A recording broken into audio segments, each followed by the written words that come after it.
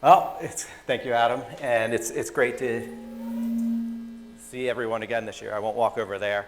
Um, it's been another year, and it's glad to be back. I'm glad to be back. Glad to get to show you what we've been working on the printers plan front. We've certainly been hard at work since last year. You guys gave us a challenging commitment, but we're pleased that we were able to spend a lot of effort on that. And I also want to thank everyone here for coming. You know, as Nate mentioned, we know it takes a lot of your time, it costs money. So, you know, we really appreciate that. We view, you know, you guys are interested in investing in the product, and we want to support that and meet that.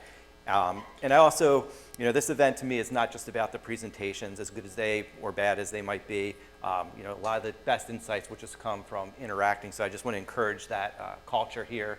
You know, take time to get to meet people, even if, you know, midnight customers, you know, you guys, I think we share common challenges. So take advantage of this collection of people who are in the same space. So hopefully we could help foster that environment, and you know, we could just build together as a community, which is something that always excites me and is dear to my heart. You know, just how can we make the printing community better, and how can we enhance things for everybody. So with that, I'm going to go ahead and jump into what we've been working on the last year plus. And before I start that, I'm just curious, how many Printers Plan customers here started with the DOS version? Are familiar with the DOS version? Okay. Then how many of you, I guess, started, we'll call it the local version of Printers Plan, the Windows version? I'm assuming it's going to be most of you who started with that. And then how many started with the cloud version?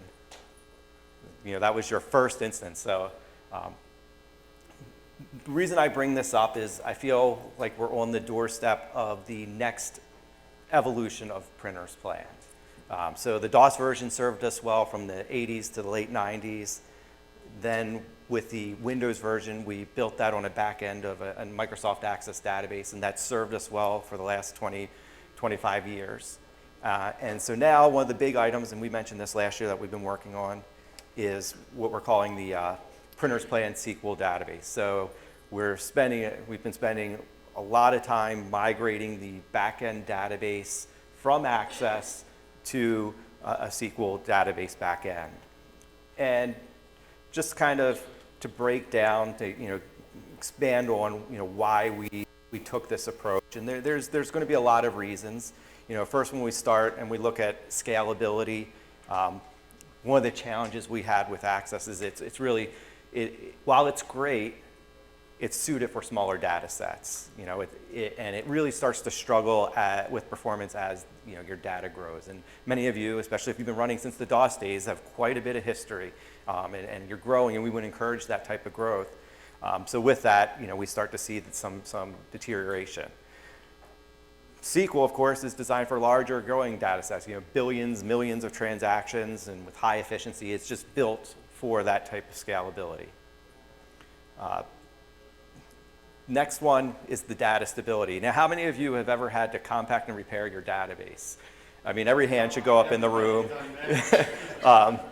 You know, and you know, we've seen this, and we've all experienced there can be frequent locking or corruption, things no one wants, of course. And with SQL, you know, it's built for multi-user access, and I'm not going to say all interruptions will go away. That's not realistic, but there will be a shrinking of those type of performance and maintenance routines that need to be done.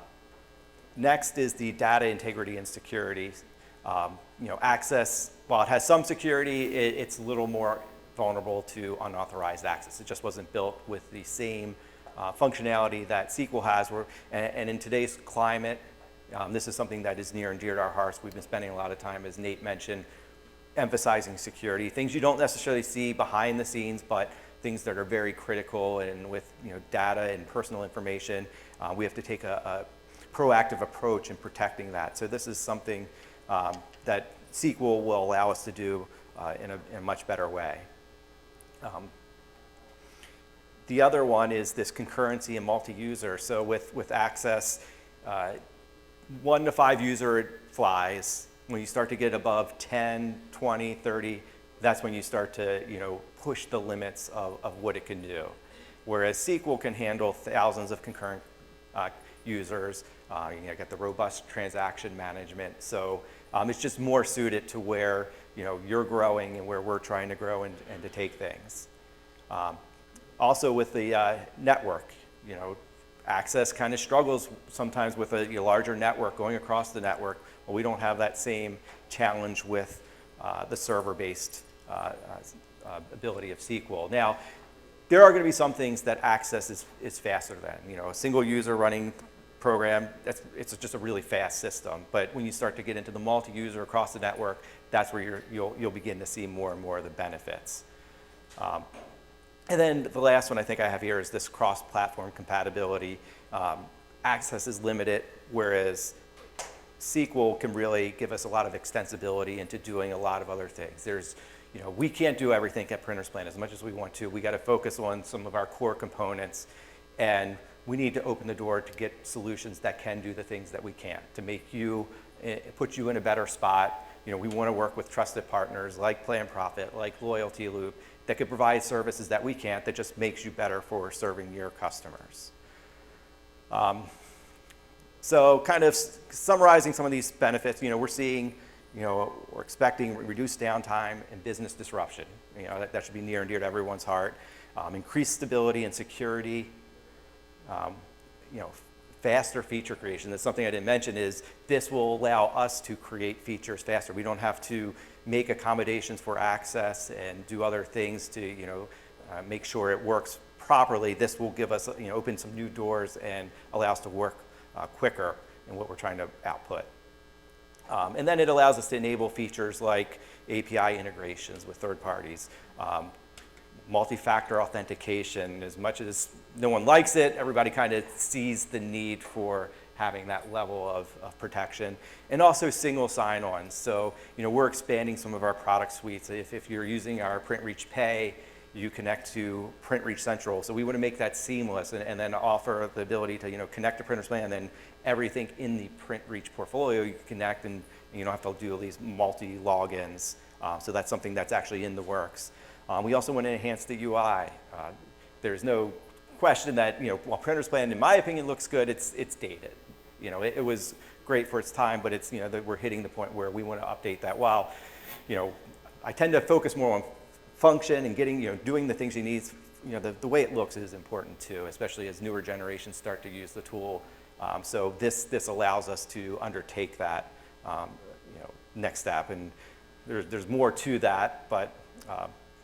The other one, of course, as everybody's hearing about, is AI. This certainly opens the door to how we do AI. A lot of the AI tools are built to suck in SQL databases. They're not really geared towards Access databases. So you could pull in that data and then do other, whether it's third party, whether it's PlanProfit, whether it's something we build. This gives us the flexibility to go into that. And then I look at this. This is really a foundational feature for us. It's not just it's not just a simple upgrade, of course not, but it's really setting us up for hopefully the next 25 years and beyond. So kind of a pivotal moment in this time. So what I'll do now is kind of jump in, and hopefully you could see this. So we do have a working, it's been working for a while now. There's a lot of things. We're still fine tuning some of the, there's many aspects of Printers Plan, and going into each of those and making sure they work and work properly, it just takes time. And we're creating our punch list and knocking them out. But core Printers Plan is functioning. So on the right here, I have the SQL version. On the left, I have the classic. First thing you'll notice is there's no visual difference. So we tried to keep things identical from a visual standpoint, so there won't be this new learning curve for anybody. So you could just kind of, all your employees are up to speed. That's not to say we're going to introduce those things and slowly evolve that, but we keep in mind that we don't want too much disruption. We want to make it smooth for everybody who runs the program. So look and feel will be the same. Now, if I run a list, so I'll first start this one in the Access version, and we'll see if this works out. So I didn't make it too long, and then let's see what the SQL one on the right. And one of the things you see right away, it's I gave it a much longer delay. Now, not everything is going to work this fast. And this machine that I'm playing off of actually is a pretty robust machine, so it would actually potentially be slower in some of the other ones. But you can see right away that there is some benefit to the SQL version. I'm going to close out of this. I'm not going to go through all the other ones. Some of the other, I know another section that people often told me, let me see this, is in this customer. So this is kind of a pretty big database. It's like an 800 meg database that I converted over. And one of the ones that people told me was slow was this customer summary, and that popped up instantly. So I don't know if this is some of the reports, and if there are some of the reports, I'd be curious if you came to me and said, oh yeah, this one was running slow for me, how's it running? We could give these type of tests and evaluations, but the general thing I want to communicate is, it is working, it is functioning, and you will see some of the performance improvements when you start using this. I want to actually close out, and give me a second here.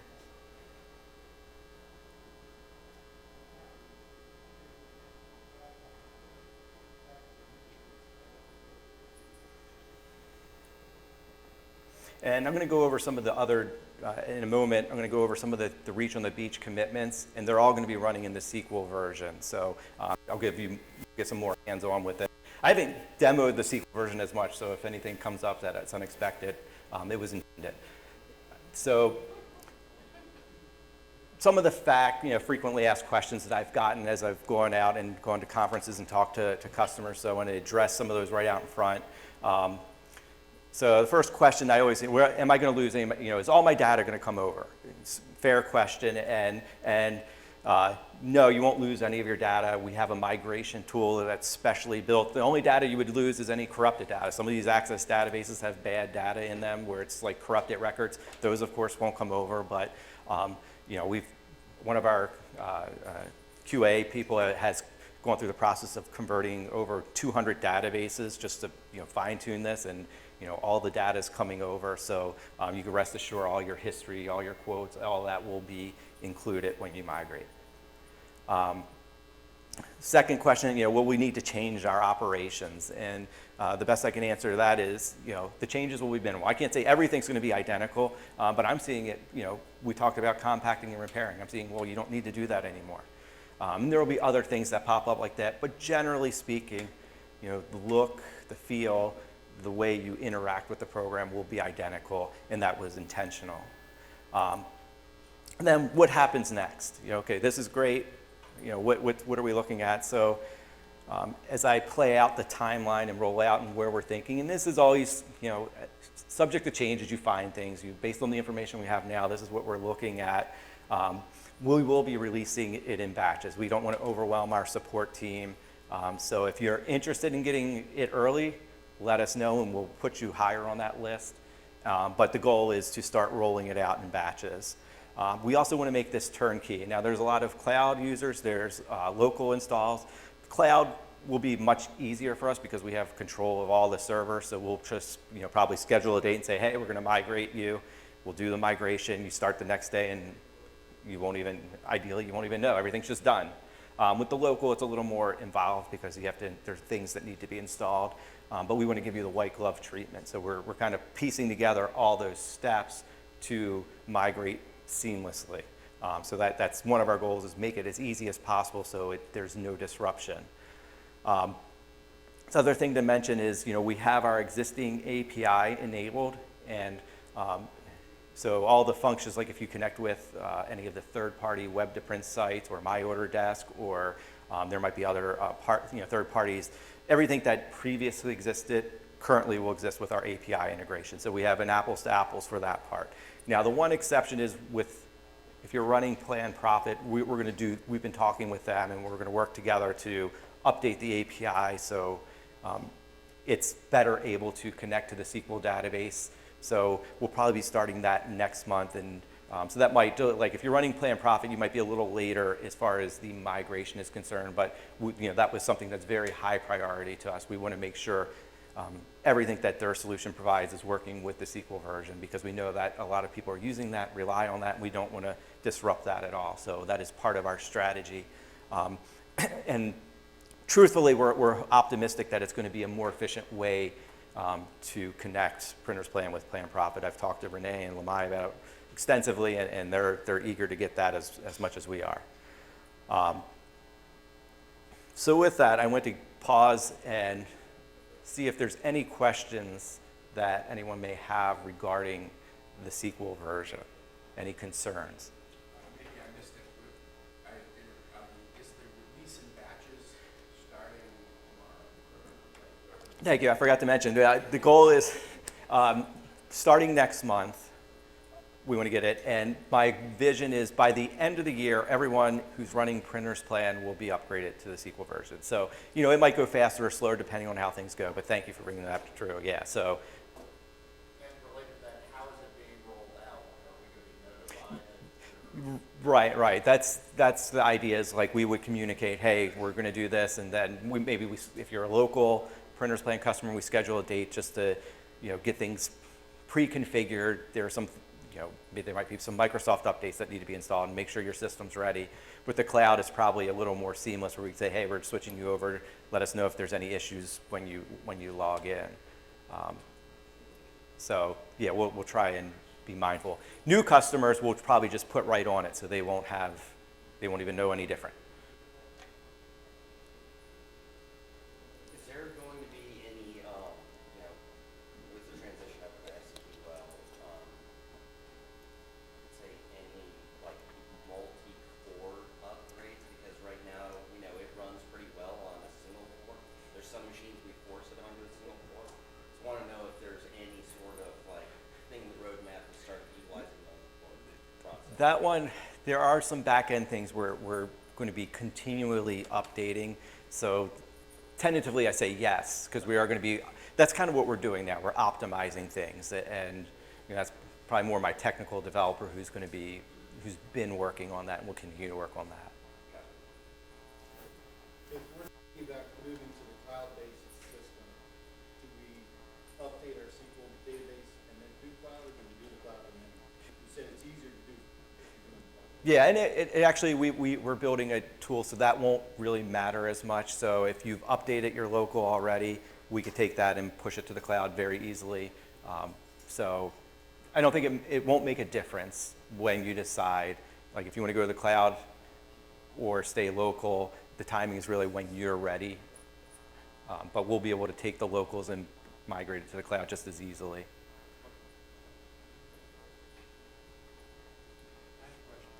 Go ahead. Is it a operating system limited at all, or?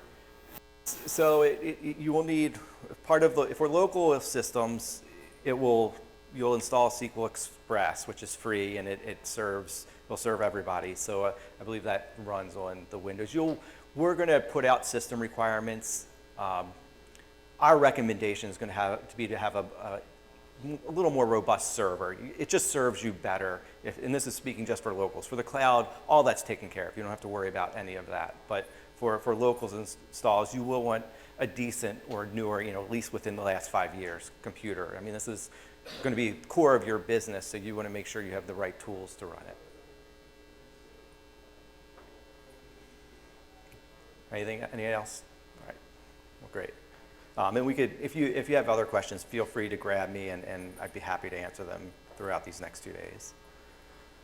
All right. So the next one, and this was the top vote getter last year at the Reach on the Beach conference, and it was what we called line item tax. And the request was, I want to enable the tax selection on a line item level within a job. So just as a background, in a Printers Plan job could have one or many items, and the overall job can be taxed. You could assign a tax rate to the job, a single tax rate to the job. Now, previously, you could make line items, you could have exempt items on a taxable job, but that's all you could do. You didn't have the flexibility to assign different tax rates. So what we had to do was restructure multiple parts of Printers Plan in the database to be able to allow items to have selectable taxes. And so here you kind of see a quick snapshot, and I go ahead and jump into Printers Plan to demonstrate this. Let me find my program.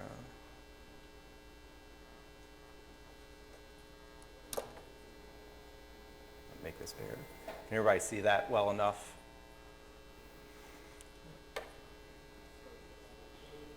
All right, so I have a test job that I've been working with. Actually, sorry, here, I gotta fix something.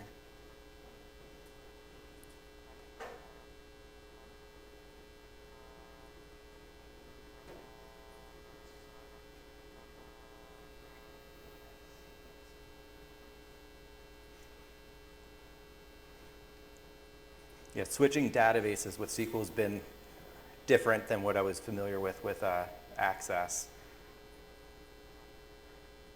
All right, so here I have a job that I've already created. It has multiple items, and when I drill into the specs page of the job, the first thing that hopefully stands out is we have this new item tax rate field. So at the top, there will be a pull-down menu that will list all the tax jurisdictions you've set up in Printer's Plan. Now, the way we constructed this is when it converts your data, and this is only going to be available for the SQL version. Really, all of our new features are built for the SQL version. We kind of stopped development on the Access version for obvious reasons. So all the jobs, when they convert over, all the items will be connected to the built-in job tax rate, because we didn't want to affect anything from the history or all the jobs currently in existence. So from here, you could go ahead and select a tax rate for the item. And when I do that, what it's going to do is now add this new detail, this kind of visual cue showing that this item has in this case, a Florida tax rate, and it has the tax amount. So you've been able, and if I look at the job is set to Maryland tax, but this line item is set to exempt. The other part of this is we have this little visual cue. That's just another way to remind or to show that it's not the default tax assigned to this item. In this case, we had the Florida. We've put in other ways to make this selection. So if I double click in here, it opens up the tax window for that item, and I could go ahead and select whichever tax rate. And then as soon as I do that, it recalculates the item. It will recalculate the total tax, but also show the line item tax. When I go to print,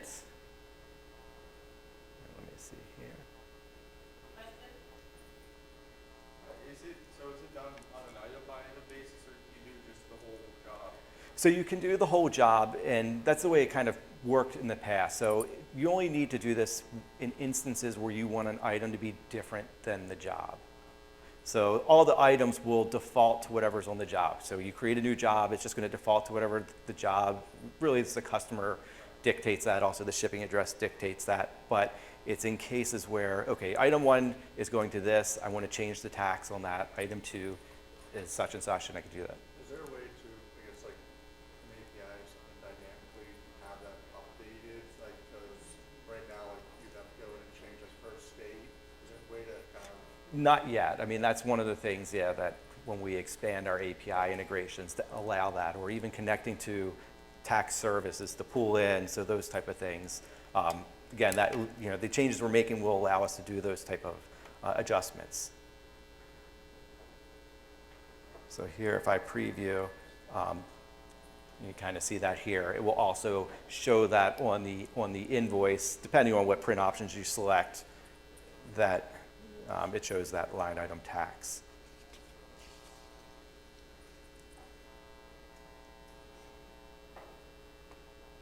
And then let me close this. And another similar before, kind of the same idea, when you right click on an item, you could say tax exempt the item price, and it brings up the same tax window. So you have that. Now, one of the questions that might come to mind is, I'm going to go to a quote. What happens when we copy and paste the job? Because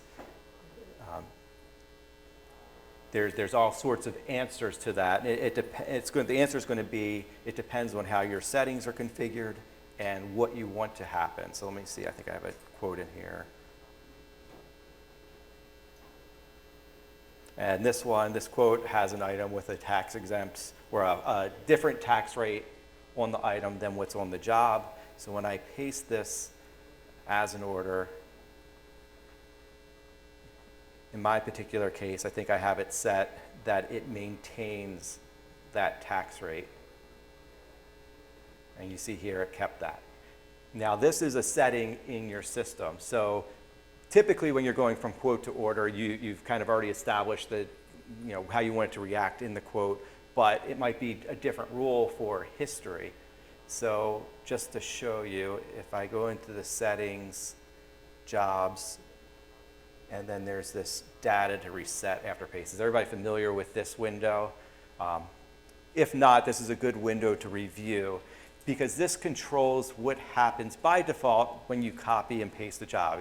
And you might have different rules when you're going history to order, history to quote, quote to order. Like quote to order, you might not want to change many things, but history to quote, you might want to reprice all the items or recalculate the tax because things have changed since they last ordered. So if you're finding that you're doing a lot of manual steps after you copy and paste the job, maybe take a look at this and put in whatever your preferred options are. And as you see here, history to quote, I have sales tax, so this would control that. So if I have this checked in, it's going to reset the tax. If I copied and pasted that job, all the line items would get reset to the job default because that's what you told it to do. So that took a lot of our work to put all that in because it was threaded, tax is threaded throughout the system. And I don't know if the person who spearheaded that is here this year, but I did talk with him. We've been working with him and this has met his need. Any questions on this? I don't know who else was here last year that voted for this. Hopefully it's meeting the need that you requested.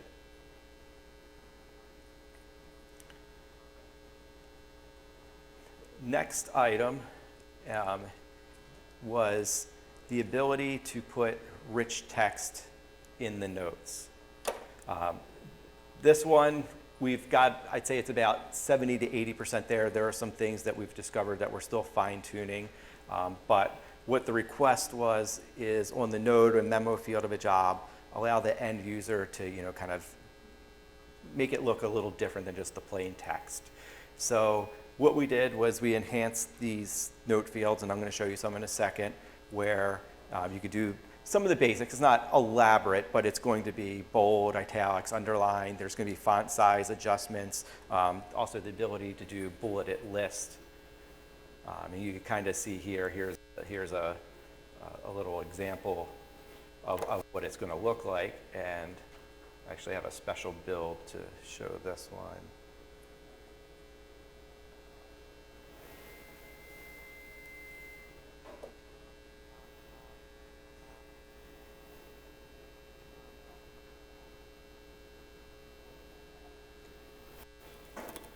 So when I go into a job, and this is really any job, we have this job note field, and you'll see right at the top here, we have the kind of the common menu options to implement the different rich text controls. So these are the ones we've put in. We also have the size, and you kind of see I have a demo here where it's showing the different examples of how that will play out. And really, this is meant to go on any of the note fields. So you see here, we could do it. There's also, when we look at, not a lot of people know this, but this description field is a note field, so we would be able to do it on the item description as well. So I can make this, I could do bold here. So any of the note fields, the goal is to put that in. And then when we print, I'll do a estimate detail. You kind of see, this is just obviously example text, but giving you a degree of the flexibility of what this feature will allow for. So I'm pleased with how this turned out. This was another one that was because of the Access database and the format. Newer technologies, it's a lot easier. With what we had, this was a little more challenging because it wasn't necessarily built for that, but we came up with creative ways to implement this functionality, and I'm hoping everyone will be able to take advantage of this as they move forward. Any questions on this one or how that Yeah, it's part of the sequel, yeah. So all of these are planned to be rolled out. So we kind of paused the sequel release to put in all these features because we wanted these ready. We wanted to add some nice enhancements to the program when we do roll it out. So we thought this was a great opportunity to get this in. So this will be part of that sequel version. Like I said, this one's probably 80 to 90% done. There's a few like quirks that we're working through, but I'm confident we'll get those done in the next couple weeks, if not sooner. Any thought on adding highlighting to that as well? That one, I will see. That was a tough one. I'm hoping the bold and being able to make it a larger font might serve the purpose. That gets trickier. That one was trickier. I know that the font size one gave us a lot of complications. You have like, I think it was, I could show you here. There were 10 different levels of font size. So we had to make some adjustments to accommodate what controls we had. Any other questions on this one before I move to the next feature? This is the other one that was sought after was on the delivery ticket. When printing a delivery ticket, I only want to select specific items to appear on the document. So what we had to do was we created a mechanism that prompts for the selection of line items to print on the job. So here's kind of a screenshot of that, how that will work. And let me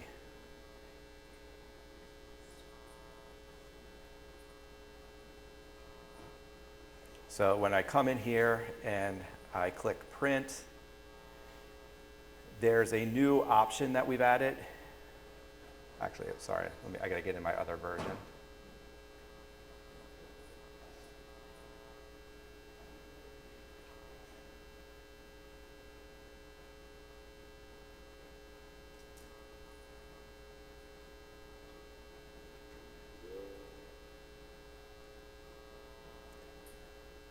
So when I click print, down at the bottom, there's this option that says, ask me which items to print.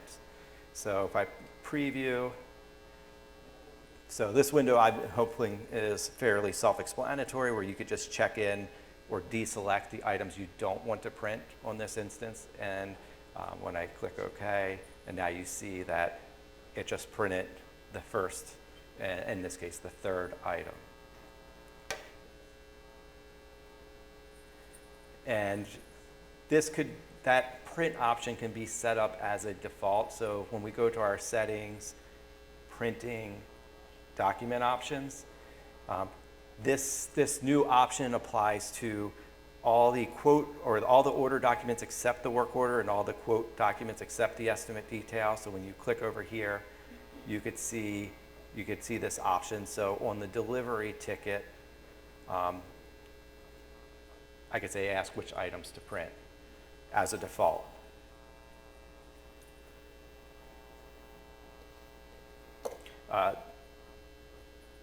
Another thing to highlight here is when I print and email and I click email as PDF.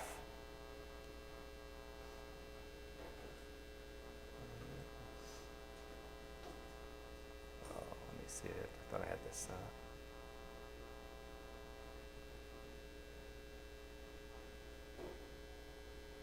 I might have.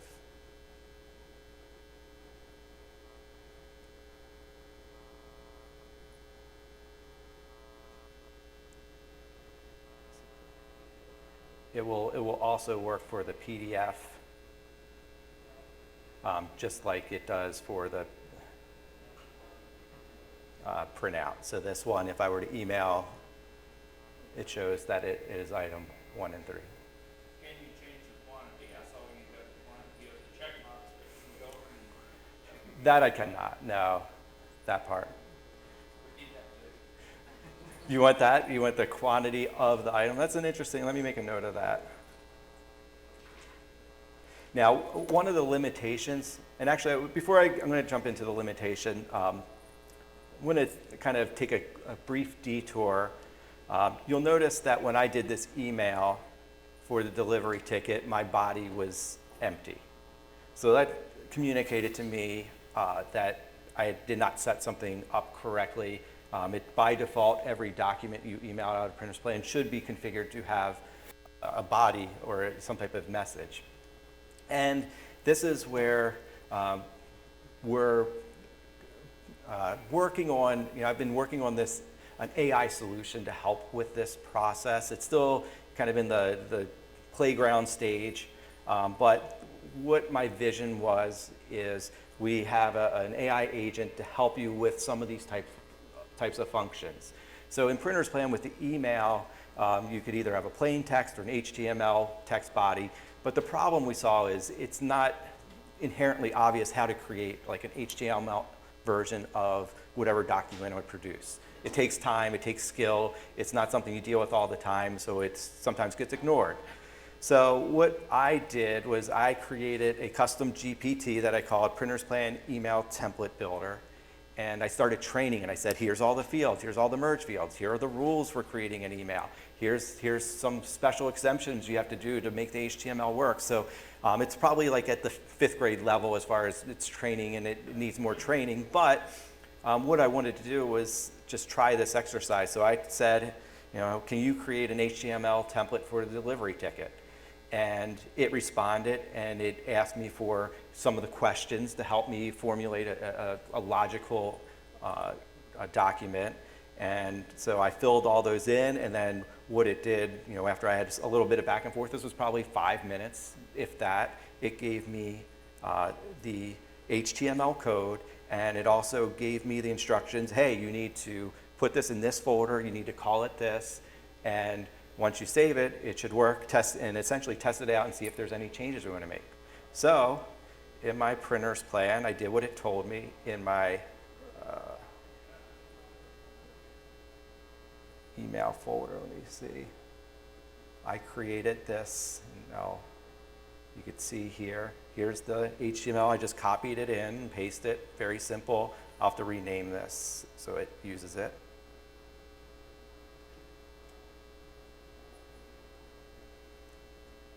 So now when I do print and then choose email PDF,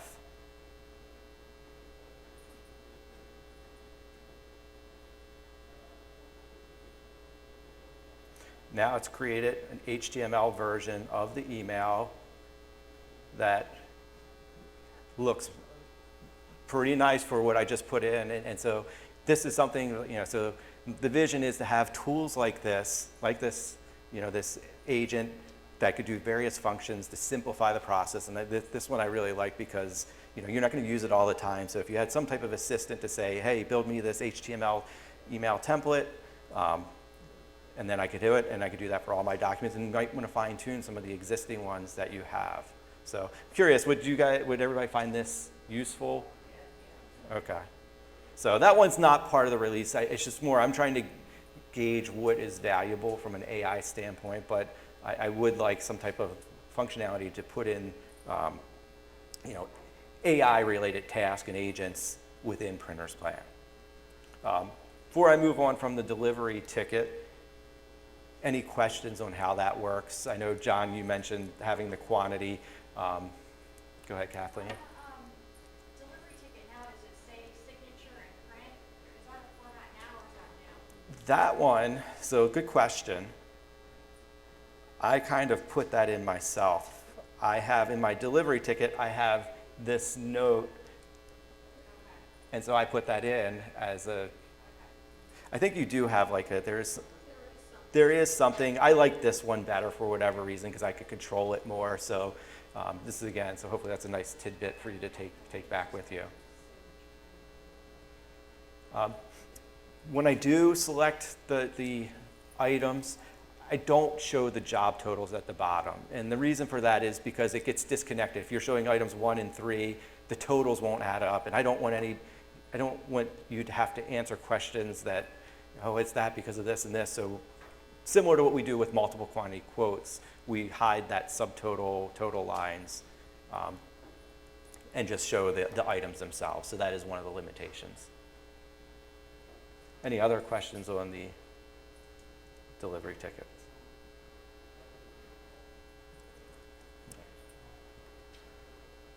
All right, so another one, and I know maybe 4 or 5 years ago, we put into Printers Plan the ability to have our own, essentially an SMTP emailing engine into the system.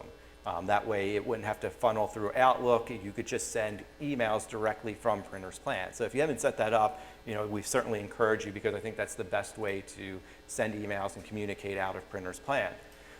What we learned was not every employee might have an email account, or sometimes there are restrictions on your email accounts that prevent the ability to send emails from Printers Plan. So the request was, is it possible to send emails without relying on an employee's email account? And so our solution was to establish a built-in Printers Plan email account.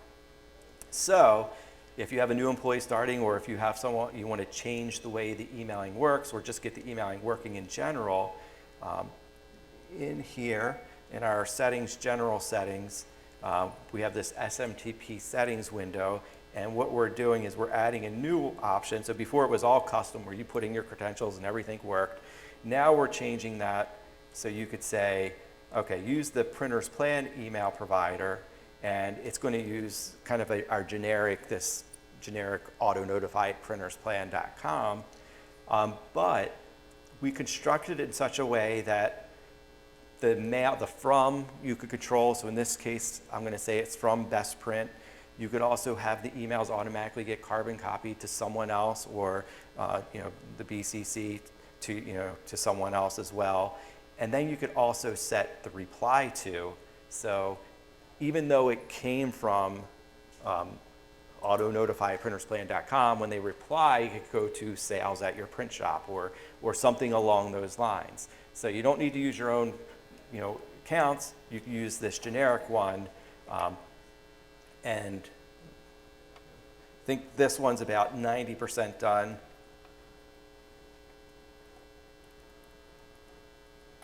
So let me save this. And if I come in here, and this time I'll send.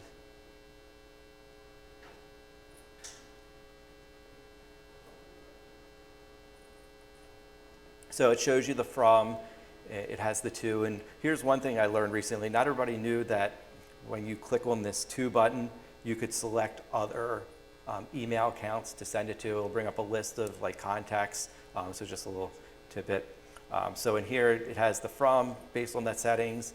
I'm going to go ahead and send this, and it shows you it's sent successfully. Let me see if I have that email account.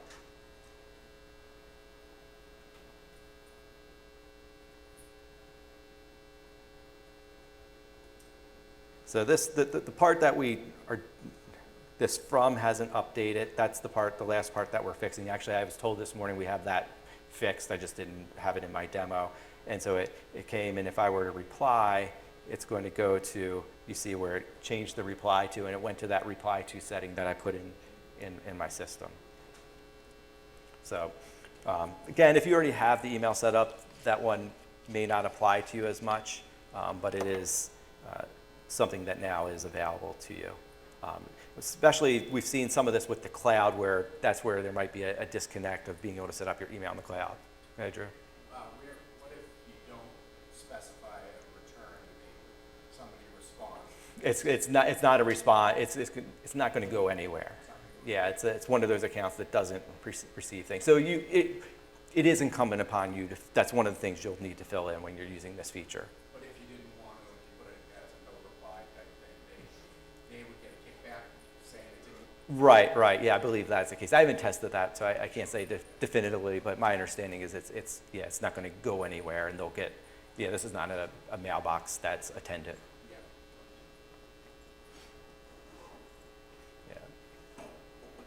Yeah. This next one came up recently, and I'm terming it Printers Plan Formula Fields. And the specific request came out of some of the state laws and using program fees. So I guess to give some background, are most people here using the Print Reach Pay solution? You know, how many of you are charging, I'll call it processing fees or program fees on their payments? So that's a feature we put in a couple years ago. It's a great feature, but it's challenging and complex because you don't always know how the customer is going to pay. And so you can't really put that on the invoice ahead of time, but you want to communicate that information. And what we were told is, hey, I need to, on the invoice, at least state what the program fee amount will be and how it will affect things, even if they choose not to pay that way. So that to be in compliance with state law, they needed to show that. So what we came up with was an ability to put in a formula field within the memo fields of the job so that we can show that information. Let me go back a step. So if I go back into Printer's Plan, and let me find my job here. So on this job, in my memo to customer field, you'll notice I have certain formulas here. And what this is going to do, and I'll first give an example, is it's going to see and fetch the program fee you've established in your system, and then see the balance of the job, and then calculate what that program fee will be. And I'll preview that. So this is kind of the first, oops, let me change something real quick.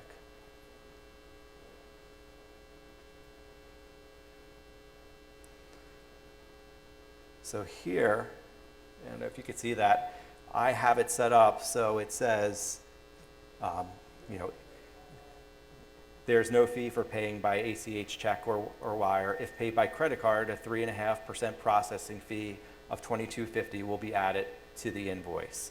And then your credit card receipt will serve as the record. So now, because of these formula fields, I'm able to communicate that directly on the invoice. And what I did in my case was I built that in, kind of what we were showing earlier, into the printing options. I put this formula field in this custom message so that anytime I print an invoice, it's going to say, all right, here's what the surcharge amount or processing fee amount will be if you pay by credit card. So now you're able to effectively communicate that on every job you send out. What if we want to kind of have it reversed? Every job's going to be, let's use even $100, but we're going to give you a discount if you pay by this. We don't have that. Yeah, I don't have that subtraction. I know we looked at that. That really, it got a little complicated because then you have your AR balance was $100, and then, let's say they paid 2 months later, and now all of a sudden you're, well, it's 95 because we took that 5% discount. I'm not saying we would never do it, but I just know we'll have a lot of customers squealing about paying by credit card. We still want them to pay. right. Credit card, get money faster. There were creative ways where I've seen people say this balance includes the cash discount. If you pay by credit card, it's going to add. So it was just changing the wording, but without changing the balance of the job. And they're just saying the job is the cash discount, if that makes sense. I don't know if that's the perfect solution, but it is a solution I've seen implemented. Quick question on that though, when they do finally process and pay by credit card, and they get sent a final document that has that amount, we get this issue a lot with our corporate clients, that they say, well, I got charged this, but the receipt says that. Right. Yeah, the receipt shows the processing fee. If I'm understanding your question, you want the invoice to be able to reflect what they paid plus. Yeah, that I'm looking to see if I can use these to solve that problem too. I don't want to say yes or no, but that's on my list to solve. The receipt naturally handles it. Where the challenge comes in with that is, let's say you get a payment that pays 10 invoices. So you get, and you pay that by credit card. So now I have this lump sum of X amount of dollars in processing fees. Well, how do I attribute that? easily to each of the individual invoices. So you've brought up an invoice, so this one was a fraction, and then you get into rounding issues. So that's where it becomes a little messy to try and decipher and split that out. So we kind of treated the program fee as its own entity. Like it's meant to just be accounting for all your transaction costs, and it's supposed to be a pass-through account. So we kind of handle it that way, but that's not to say we can't introduce tools to help with that. Now, is there a default, somewhere you can set up that when it's paid by credit card, they automatically get a receipt? Because most of our people are paying through the Plan Profit portal. So that one, it should trigger, if it goes through Plan Profit, it funnels to our PrintReach Central, and in PrintReach Central, there are settings to trigger receipts automatically when a payment's processed. So as long as that email's there, it could automatically send the email receipt to the end user. So we need to set that up in the Yeah, you want to make sure, yeah, it should be able to do that. And of course, if you process in Printer's Plan, it will say, do you want to send a receipt? So it's just kind of be in the habit of doing that.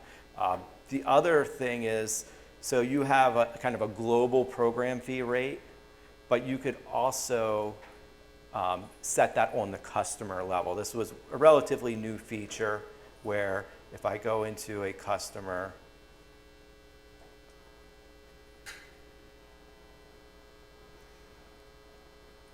there is this program fee.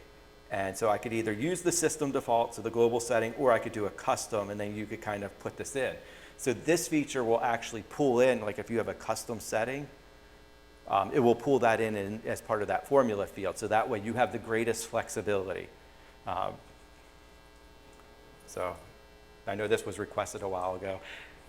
I'm curious about program fees. Does anybody need sliding scale program fees? Someone brought that up to my attention. I'm curious if that's something that's real. And what I mean by that, if the job is $1,000 or $500, I only want a 3% program fee. Or if it's $1,000, maybe I want to drop it down to 1%. Is that a need, or makes it too complicated? Because remember, any new feature is at the cost of another feature. So that's doesn't seem like that's a widely needed adjustment.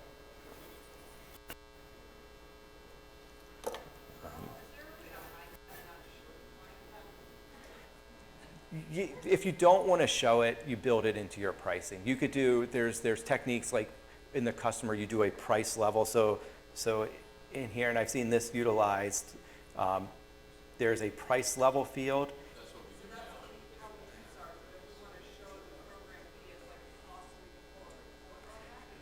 That one, unless you create a service, like kind of a hidden service, that would be the other technique. And then I could pull it out. But if it's just this price level adjustment, it's a lot harder to do that because it's really kind of ingrained into it. A couple other things I know I've extended my time, but we also put in some loyalty loop enhancements. If you haven't met them, they're here.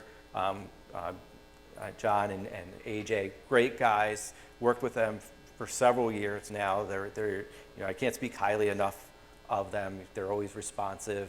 They're the type of partners really appreciate working with. And in talking to a lot of customers, if you are not using their service, you should really talk to them because it's made a big difference as far as being able to they deal with getting customer feedback and really driving up a lot of your Google reviews and all those type of things. So I would highly recommend talking to them and see how they can work with you and expand some of the offerings. And in working with them, several things that come up, and this is how I know people are using them, because you build an integration and then you start to get feedback. Oh, this is great, but can you do this and this? And we're hearing that, and they're always great to work with. They're reasonable, and they kind of share a mindset with us where we want to provide great solutions to our customers. So most recently, it was asked that, hey, Printer's Plan has this great job tag and customer tag and contact tags. Can we push that out to Loyalty Loop? And also in Printer's Plan, there's this send survey, send email. Can we communicate that to Loyalty Loop? So in our next release, so here's kind of highlighting the fields that are part of Printer's Plan. So you see at the top right, this is just an example of a contact tag. And then these are the send email, send survey. So what we're doing is we're going to start communicating and including in the, they make a request and we send this payload. And as part of that, we're going to include these contact tags, these job tags, these customer tags. And then you'll have to talk to them with how to leverage that. So again, this was something requested, and they're always willing to listen and work with us to provide these type of solutions. So speak to them if you have questions about that. And I know some of the people here are using it, so if you interact, you can see if it's a good fit for you as well. The last two, I'm not going to spend a ton of time on this ShipStation integration. You can kind of see here, as part of the ShipStation settings, we've included this default note field, and it's designed to pull in printer's plan data. And the use case was when they sent out shipments from ShipStation, as soon as the job shipped, they wanted an email to automatically go out and then include a payment link. And in order to do that, we had to include some of the information about the printer's plan job so that ShipStation, because ShipStation was sending these emails because they controlled when the job shipped. So by including this note field, we were able to pull in this data, and now this note from buyer field can include the payment link so that now it becomes a leverage field for anything that we send out of, anything that gets sent out of ShipStation. So just a workflow change that we implemented, so you may find benefit to this. Any ways you could get paid faster, we're always going to try and put those features in because that serves everyone. And actually this last one, this auto schedule, this was, we always try and put in, I call these the quality of life features. They don't sound very attractive when you put it on a release notes article, but people who encounter these on a day-to-day basis are like, oh, so grateful you put in this one little thing. I'm like, oh, that was the easy one, but it makes the world of difference. And the one that I'm mentioning here is, relates to the scheduler. If you're using the scheduler, and if you go into the schedule window, and if you were to change the due date for whatever reason, you change the due date as soon as you click OK, and actually I turned it off. Previously it would pop up, your due date changed, do you want to auto schedule? And you would always have to click no. So in this one you could toggle that button so you save potentially hundreds of clicks a day without needing to it. And I know, Jason, yeah. you wanted that. So if there are other things like that that are just annoyances, let us know, and we could make efforts to change the program. We also have to do it in such a way so it doesn't affect, you'll have to enable this option because we don't want to impact people who maybe were using it. So it's always we always try and gear towards safe and backwards compatible with the ability to change the new flow. So that kind of wraps up what we've been working on the last year. I'm certainly eager to get this in everyone's hands and get feedback. And later, this part of this conference, we'll start to talk about what's coming next year and beyond. We've already got a lot of roadmap items in place, and I'm looking forward to hear what everyone here will prioritize. So with that, I think I'm done. I've used up my time.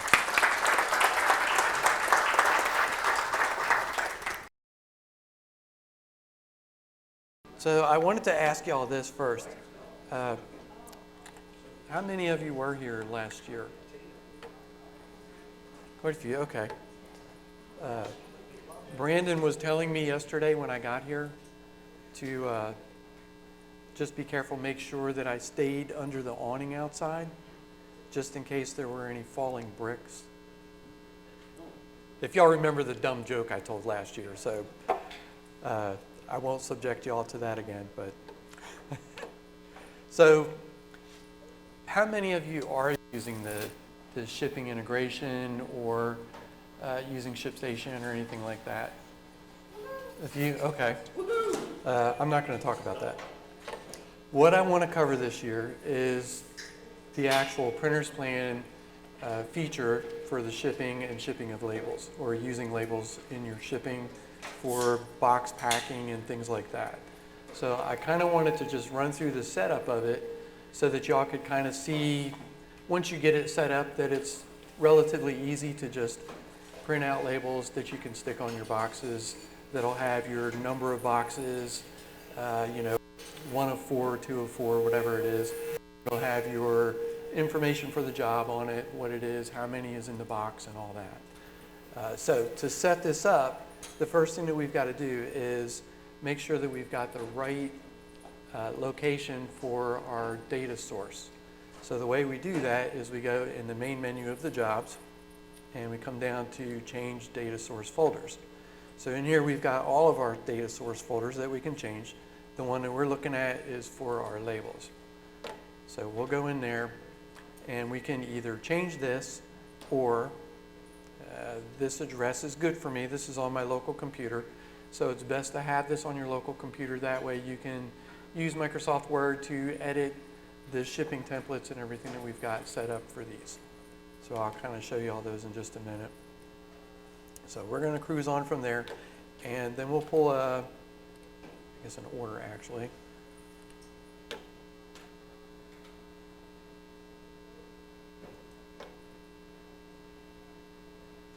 Actually, I will pull a quote, just because I've got some. Okay, so I'm going to pull this one here, and in here we've got our shipments and labels. So we can come in, and what we'll do is take this particular item off of it. If you have multiple items on it, you can ship just one, or ship many, or ship so much of each product, or whatever it is.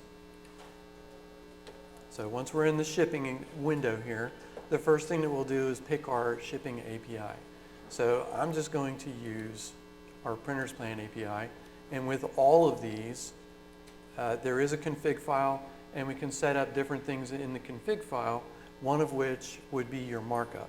So if you wanted to assign a markup to your shipping for every order that you're going to ship, then you could set it up in that config file so that it could be a 20% markup for all your shipping, or whatever it might be. Then we're going to come over and we'll say how many we're going to ship from this product, or if you want to ship the whole thing, what I'm going to do is just ship 500 of these. And we're going to select our carrier and our service. So the carrier I want to use here is UPS, and the service I want to use for this is going to be, say, overnight.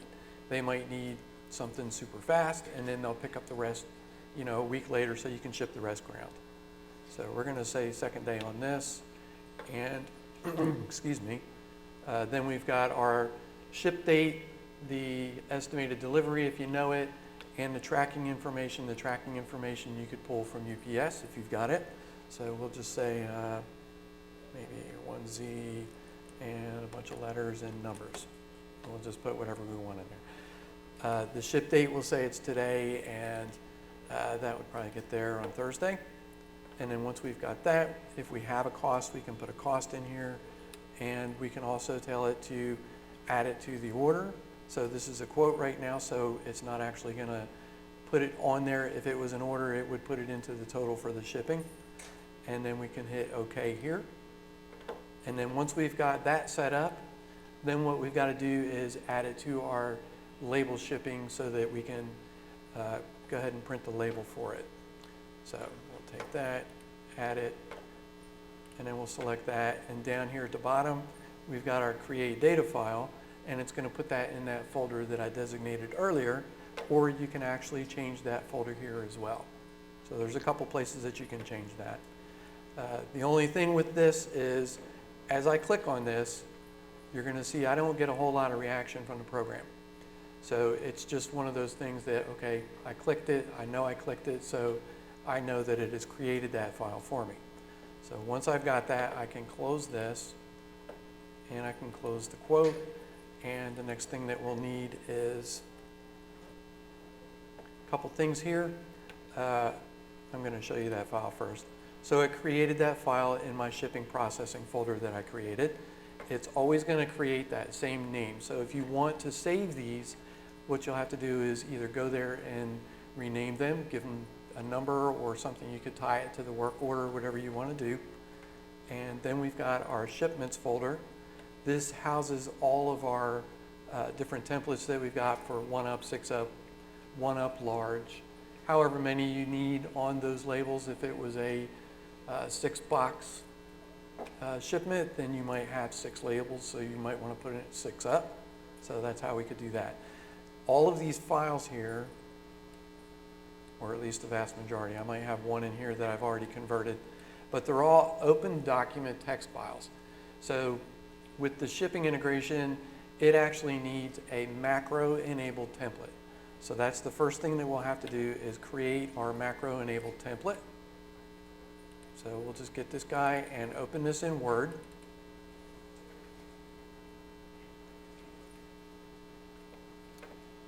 And this one might actually already have been converted, but I'm just going to go through the process so that I can show you. So this is the actual template here. It's just showing what information it's going to pull in from Printer's Plan. So the way that we've got to set this up so that it is a macro-enabled template is to actually create a macro. So the way that we're going to do that is we're going to go to mailings here.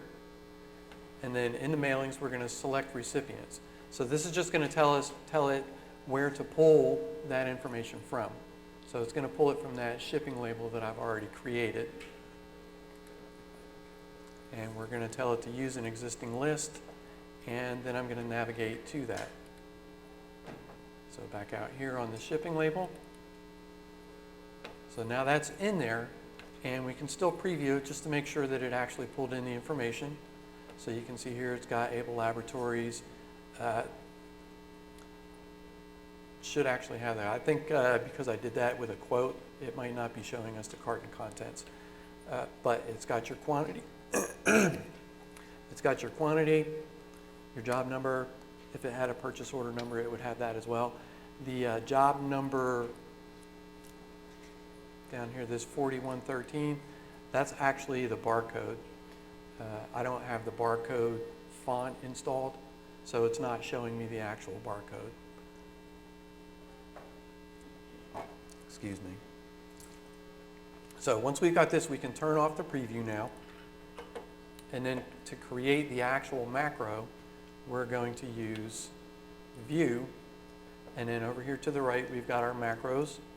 And the first thing, kind of best practice, is to go in and view macros just to make sure that there isn't anything in there already. So once we do that and we can see there's nothing there, then we're good on that and we can cancel that. And then we'll actually record the macro for it. So here we've got record macro. And once we hit that, here we've got a couple of naming conventions.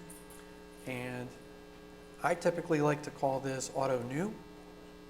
That way it's not going to try to overwrite any files or anything. It's always going to create us a new file for whatever the shipping label is. And then down here, it's going to tie it to that actual file, the shipping label 1-up, and that's what we want to tie it to. So there we go. And then we can hit OK on that.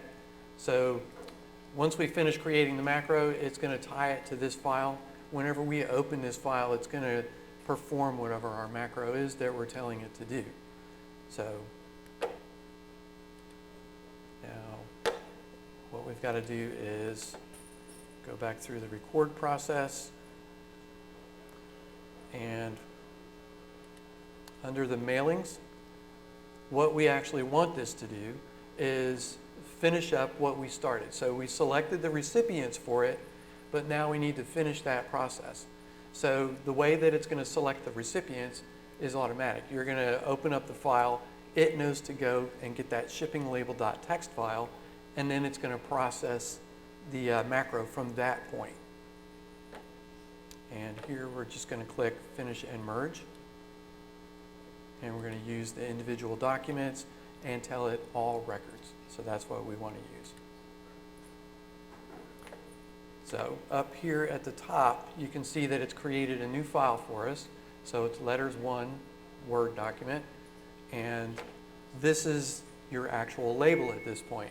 So if you were processing a bunch of labels, then you would just keep getting these over and over again. And that's what you want to happen. You want a new file for every one of your labels. So at this point, we want to stop recording. You could see the my cursor looks like a little cassette tape. So that's telling you that you're actually recording. The other thing that I wanted to mention was while you're recording this, you want to make sure that you don't click on anything that you don't want to be in your macro. If you do that, it could interfere with the process of what it's trying to do. So we always have to be careful not to go clicking all over the place. And once you completed that, then we're going to go back to view. And now under macros, we'll have a stop recording. So we've finished our recording for it. We've got it doing what we want it to do. And now we'll stop recording. And then this label template, we don't need to save this. So it's done its part. It has recorded, stopped recording, and now this process is finished. So we can close this one, and we don't need to save this. The one that we do need to save is the shipping label 1-up. So that whole macro is going to be tied to this. So now we need to save this, and we need to save it as a, so we're going to save as, and we're going to save that as a macro template.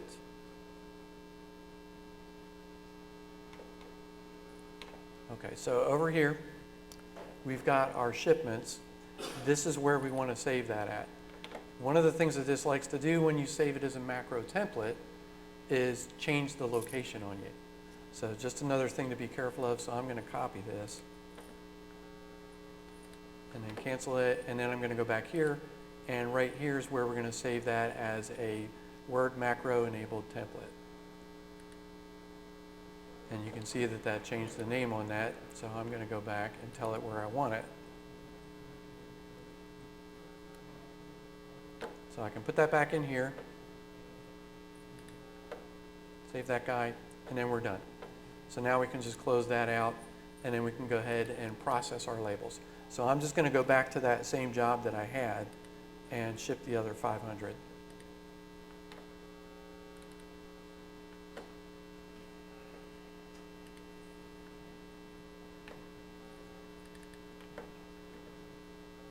And then right here, it's telling me that 500 was shipped earlier, and I want to ship the other 500. And then just make sure that you change your settings on your shipments or service or anything. And this, like I said before, I'm going to ship the rest of it ground. And I might have a different tracking number, whatever that might be. And now this one is actually going to arrive probably next week. If the shipping cost has changed, then you could also put that in there, maybe say $10 on that, and that'll add that to the order as well.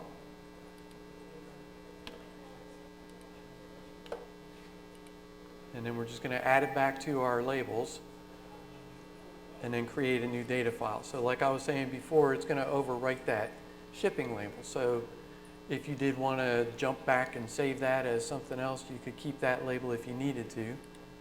I'm going to create a new one.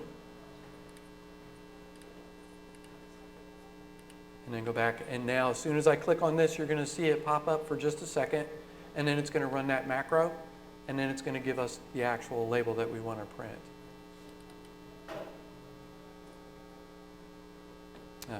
After it tells you that it's going to use the SQL and process that shipping label, it's going to tell you what I just said it's going to do. But it's going to tell you every time that that's what it's going to do as soon as you say yes.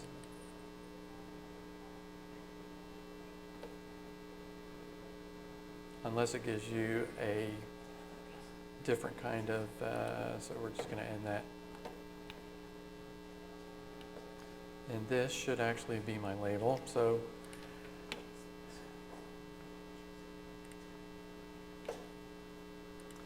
coincidentally, it wasn't supposed to do that.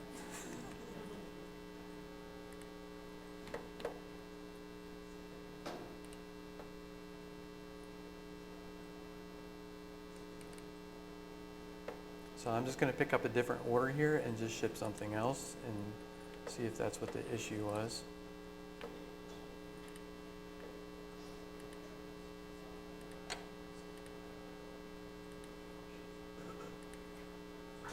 Another thing to watch is if you go through over here and then you come back and you change your shipping API, it's going to reset your shipping carrier and the expediting, however you've got it to service.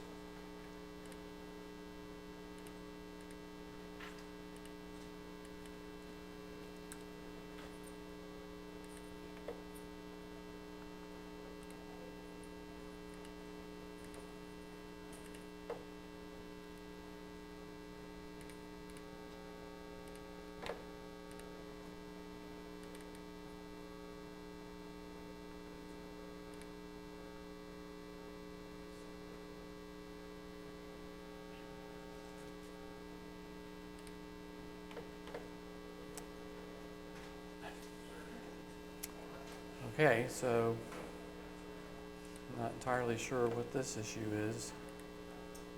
What you would get there is it would flash up, like I was saying, the shipping label went up, and then it would give you your actual label.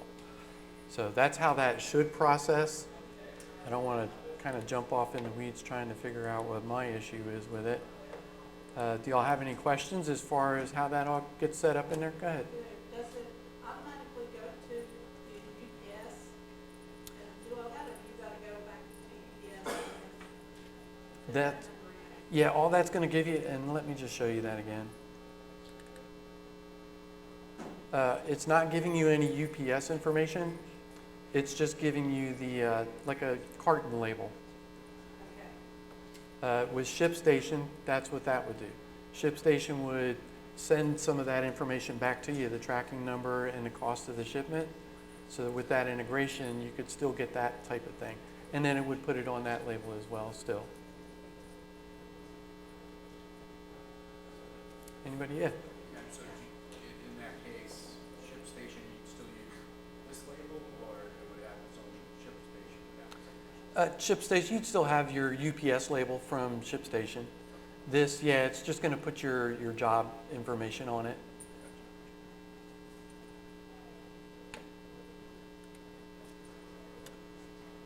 Anybody else? How are y'all? I mean, I know that some of you are using the ShipStation integration, but is it working well, and how does that kind of function for you? We use ShipStation, and it's absolutely game-changing. Is it? Absolutely. Awesome. I mean, we used to utilize UPS, I think it's WorldShip and FedEx, whatever it is, and we would manually rekey from the information out of the printer's plan into one of those two. And the potential for human error is, I mean, insanely high. Yeah. And so this one, it just comes over, literally all that information comes out of the printer's plan into ShipStation. The guy goes over, weighs his box. Is it, and it is like a standard UPS label at that point, or does it? Standard UPS, standard FedEx, standard USPS, they have freight built into there, there's all sorts of things. So you said you love it? Yes. Oh, absolutely. okay. It's I a thought you major said you game hated it. I'm changer. like, what? You said that really loud in here. It's a game changer, it's a game changer. If you're not utilizing this, you're missing out. Thank you. Question on that, the billing goes back to a credit card, correct, Mr. Station? So the billing goes to a credit card or an account that you have set up with ShipStation? So it's so for USPS is the only one you have to worry about. ShipStation, you have to buy postage that way, which is attached to a credit card. But everything else is taking all of that cost of that shipping, pulls it back into the printer's plan along with that tracking ID number, and you're just billing your customer for it. So that's where your opportunity is that, and if you're not upcharging your shipping costs, you probably should be. And so we, add on a percentage to all of those and then just directly charge our customer, and then we pay our UPS and FedEx bill. Now you can, what they try to do with ShipStation is they try to get you to use the ShipStation global account to try to get you better rates. But we have found that we don't get better rates using our personal account, we get better rates. So then that just comes in through our UPS bill and FedEx. The only one you have to worry about is USPS.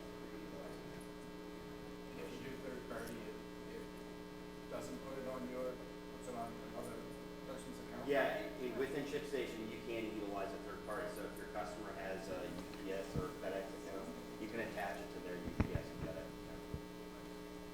We'll start throwing this just because it's faster. I think they'll hear me. Yeah, good. You have like a coaching voice. We have shift lead instead of ship station, and it works the exact same way. It's great with UPS and FedEx, not so much with postal service. But we even have, like we work with the chain of 27 car dealerships, and sometimes we go to every one of them. Take it all straight out of the printer's plan. It's the same way for all of them. Generates everything. Pick up a thermal printer at an auction for $50, and you just get thermal label for label materials we just crank out all day long. And yeah, we build in the markup.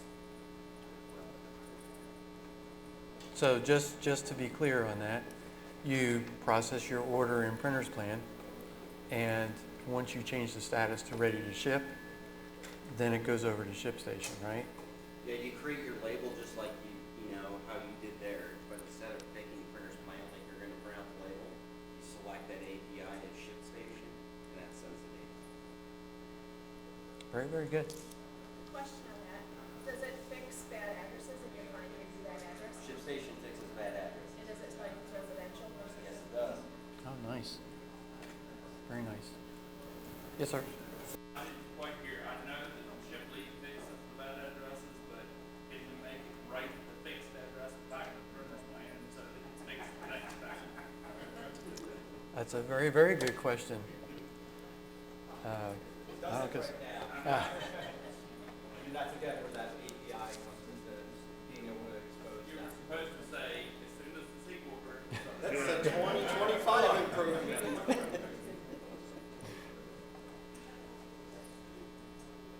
yes, ma'am. I actually have a question. For ShipStation, does it generate packing slips for you, or do you generate a packing slip through Printer's Plan? Yeah, I believe in ShipStation it has the ability to create packing slips. Okay, Yes. okay, thank you. Okay.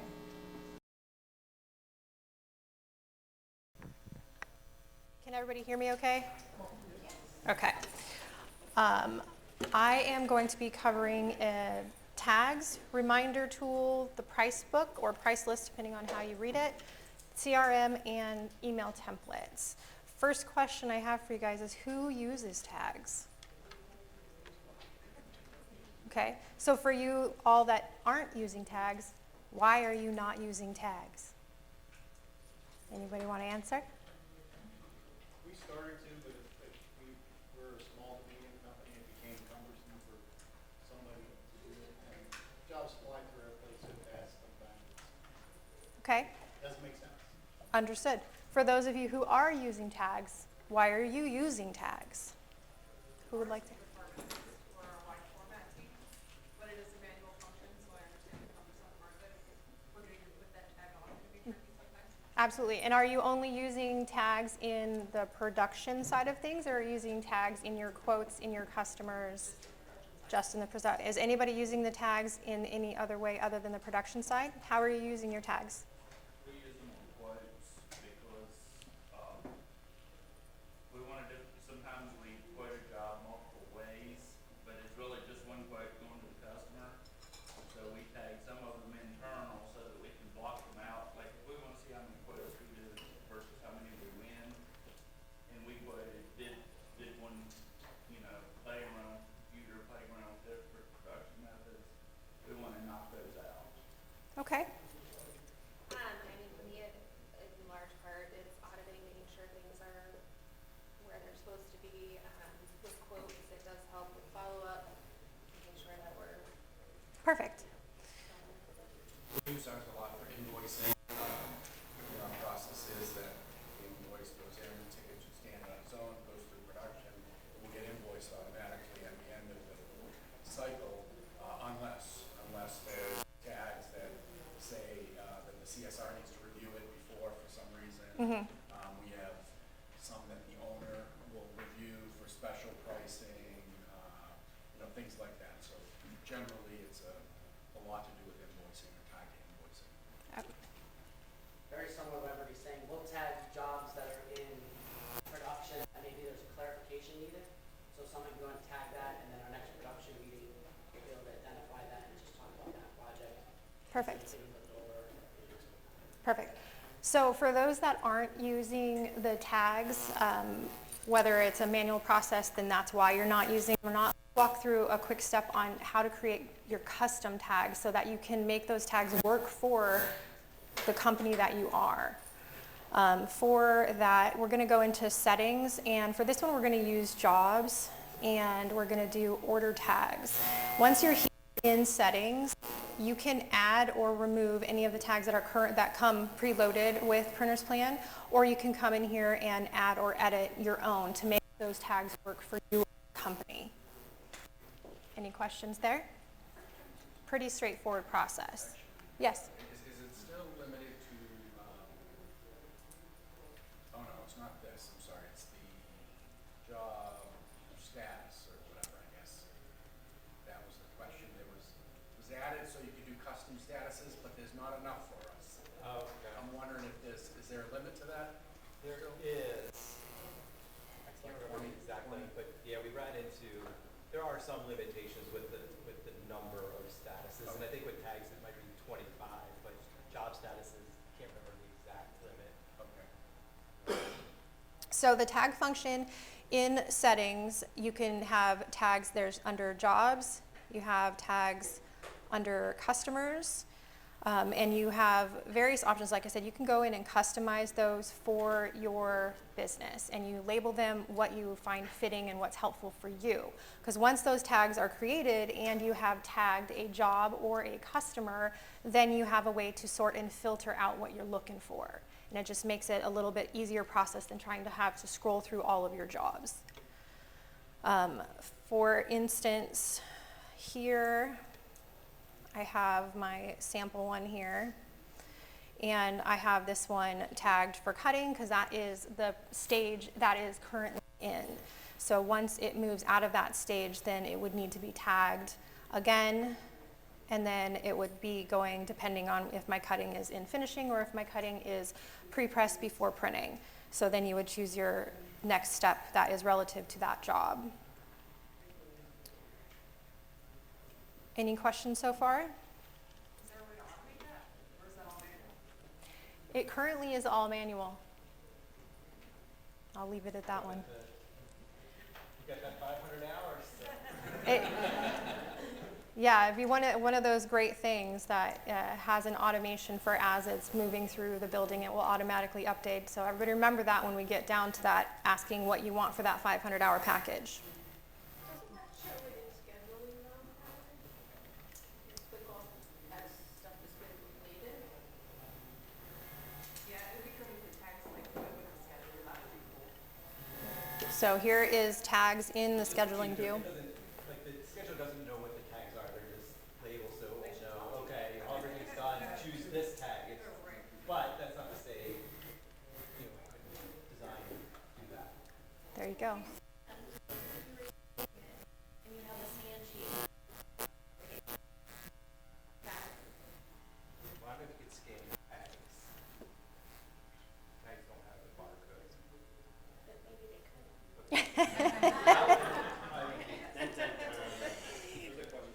Yes. Yeah, maybe I'm using it wrong, but I use those tags for our scheduling meeting.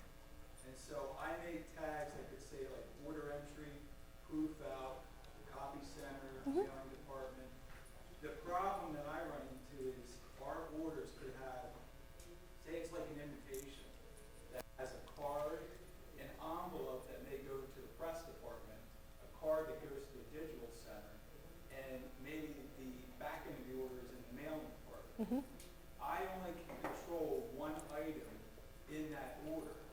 So you almost have to know what's going on with Yeah. all different parts of that order to really reflect where it's at. So you have to choose, okay, we're going to assign it to digital center, even though the envelope is in the press department.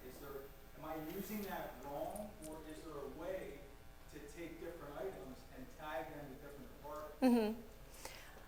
I don't believe you're using it wrong, you're just using it differently.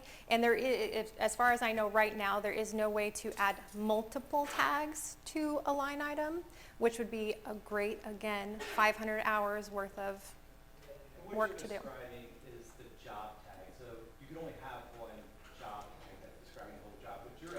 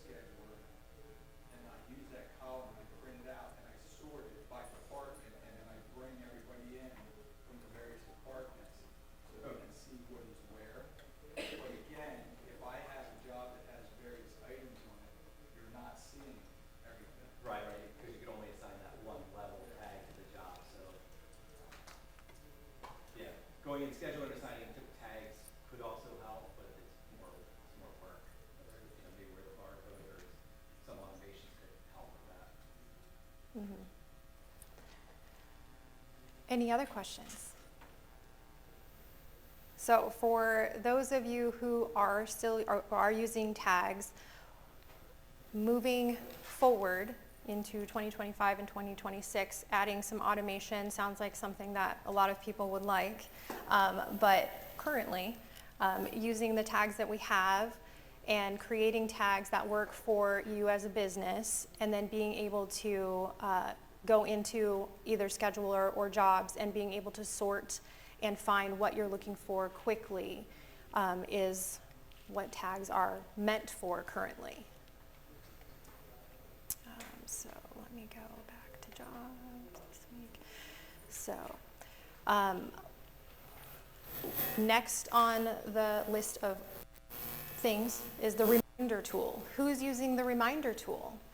The little flag option that is available in the majority of the screens throughout Printer's Plan. Anybody using the reminder tool? Nobody's using the reminder tool. Why aren't we using the reminder tool? Anybody have a good reason not to be using the reminder tool? It's true, but it is manual in the beginning, but you do have the option to turn those pop-ups on to remind you to use that. That's what the reminder tool is for, is so that it pops up a reminder window if you choose for that pop-up. Otherwise, when you go into the job, the reminder is there. I think we used it for a little bit when we first signed on and tried it out, and I think it reminds everybody, not just the individual that put the reminder in. Ooh, I'm not positive on that one. It was probably a couple years ago, so maybe it's changed since then, but I remember it being like everybody got it, and then it was like, ooh, let's remind me, what is this, make it go away. Mm-hmm. Yeah, I think it can be, I'm trying to remember all the details, but when you set it, you can set an employee per instance of Printer's Plan at the top right corner, and then you can have the reminders, so it's just yours. But there's an option to see everybody, so it might just be a toggle switch, mine only versus everybody's. Yeah, so this is the reminder tool here on the main screen. It brings up basically the filter or report section of that, so you can go in and choose exactly what you're looking for and then have that reminder here if you want to physically find it. But like say you're setting a reminder as a callback, or you want to set a reminder something more internal like check stock, check inventory for stock. You can set that. You can add custom, just like you can for the tags. You can add custom verbiage to suit your company for a reminder. So I created this one, check for delivery and check for stock. So this one is labeled check for stock. So it has a reminder the day before it's supposed to go to pre-press to check for stock. And it has a pop-up screen that allows us to see it. And How does it remind you? Like it's a pop-up screen, or when you in the morning you're going to run a report, or you come here to look at your filters, and you are okay, I need to know what I need to check inventory on, and you come in here and you're going to check stock on this for everything, and then it's going to tell you that you need to check stock. I had it dated to pop up yesterday, so when I opened Printer's Plan yesterday, this pop-up would have come up reminding me to check stock on this particular quote. so when you log back into Printer's Plan. Mm-hmm. Could be pretty invasive where it pops up. The outside thing in the lower right corner, there are options like allow you to change the configuration. Yeah, that would be here. So this is for the pop-up window, and then you have various options that you can turn on and off to if you want to see it, when you want to see it, type of thing. That makes sense? So you schedule that, when you want reminded of something? Correct. Just like a lot of people more or less use it for callbacks. It's on a quote, let's call back in 3 days from now. So they'll set it 3 days from today, and when they log into Printer's Plan, that pop-up window will show. Or you can come into your filter/report and do a search in the morning and saying, okay, I have these people that I need to contact today. It's been 3 days. Does it automatically pop up on everybody that's in Printer's? No, that's what he was just saying. You can tell it to be user specific. Mm-hmm. Yes. It's I could see using it for us. What happens a lot of times is we'll send a proof out, and the people don't get back to you. Yeah, in a timely manner. Yeah. So we have, a person on the side that watches those things. Yeah. Yeah, so you could easily, you can create a custom field here that says proof out, and as soon as that is sent off to the customer, you're gonna label it as proof out and set a date 24 hours from now to email or call that customer asking for status on that proof. Perfect use case. Anybody else? Is that what the who column, that's what who will pop up to? Yes. Yeah, exactly. So here, this would be who is in charge of it. And then, or I'm sorry, the opposite of what I just said. This is who's going to be contact. Like if this needed to be going to the inventory department, then I'm going to click inventory, and then I'm the person, of course, I'm actually not on this list, but I'm the person who placed that order. And then we hit OK, and then that's it. And then you can change the date and do it all over again for the next one. And if you're in a job, like you're in a quote, the quote itself or the order itself has a reminder button, so now the reminder will have context of that Right. job, so it could take you directly to that job, saving clicks again. So these are, outside of it, it's more of a general reminder. Inside of a job, you would have more specific reminders. Mm-hmm.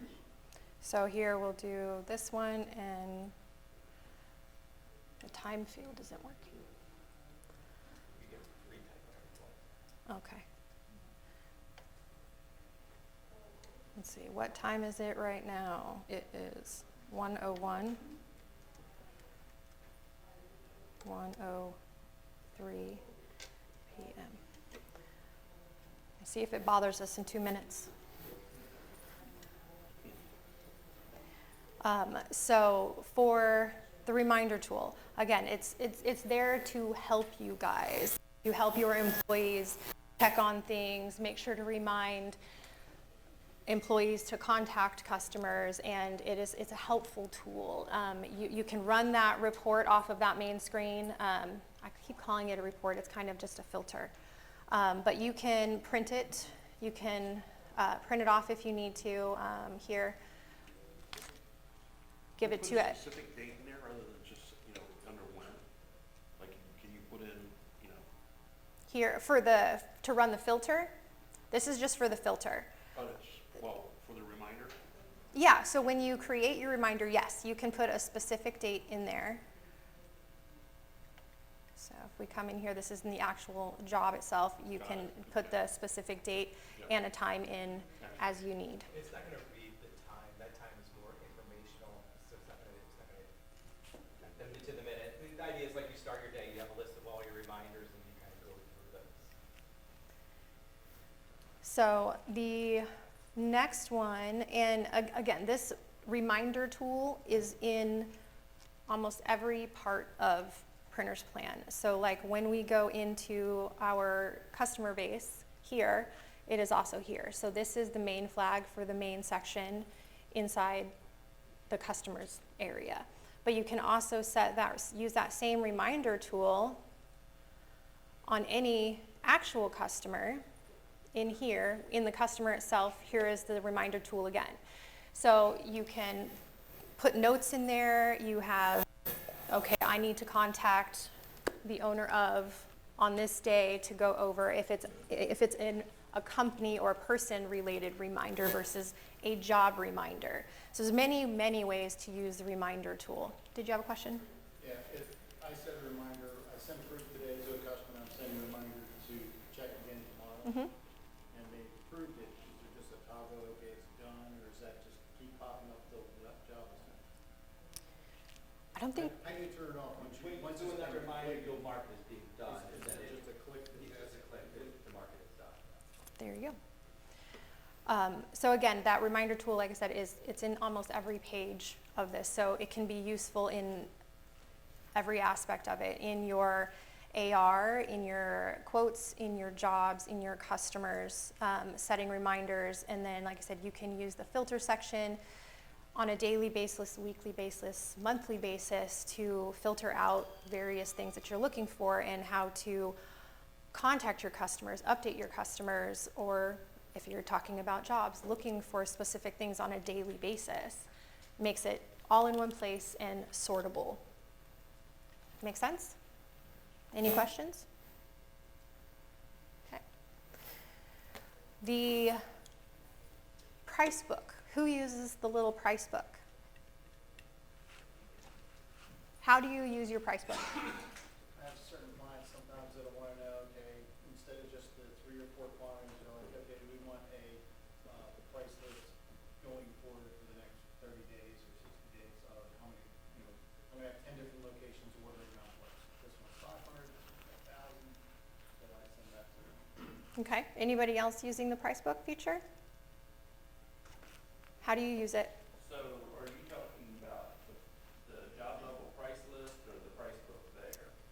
They're basically the same thing, So just in different sections, yeah. We use the job level price book Mhm. on templates so that we can control pricing with our web portals. Mm-hmm. Where is it? Right here. Well, of course, it's not going to open for me. Aha. There we go. This guy here is what he's speaking about. Anybody else use the price book in that way? Same way? Okay. So now when you guys are using it, do you kind of use it as the price list, or do you have a lot of customers that you're going to be switching quantities on and changing that up? Well, for us, so it's actually it's not that one, it's the one that's on the job line item level. Mm-hmm. But it's so that the pricing, it's the only way we can control to make sure that the website pricing matches printer plan. Okay. And then yes, the quantity can be variable. I mean, Yeah. It's mostly on demand projects, and so some of the stuff is by tax. Some of the stuff is, 25, 50, 75, 100. Some of it's infinitely variable, Yeah. but it can all be controlled there in the price sheet. Okay. And then, so if you are using it or not using it, and you look at this and go, that might be something that you want to use, if you have any sort of customer service persons that you want to give them some standard quick over the phone pricing or quick email back pricing, you can print these lists off. So this one is specifically for business cards. This is pulled from the templates that you create.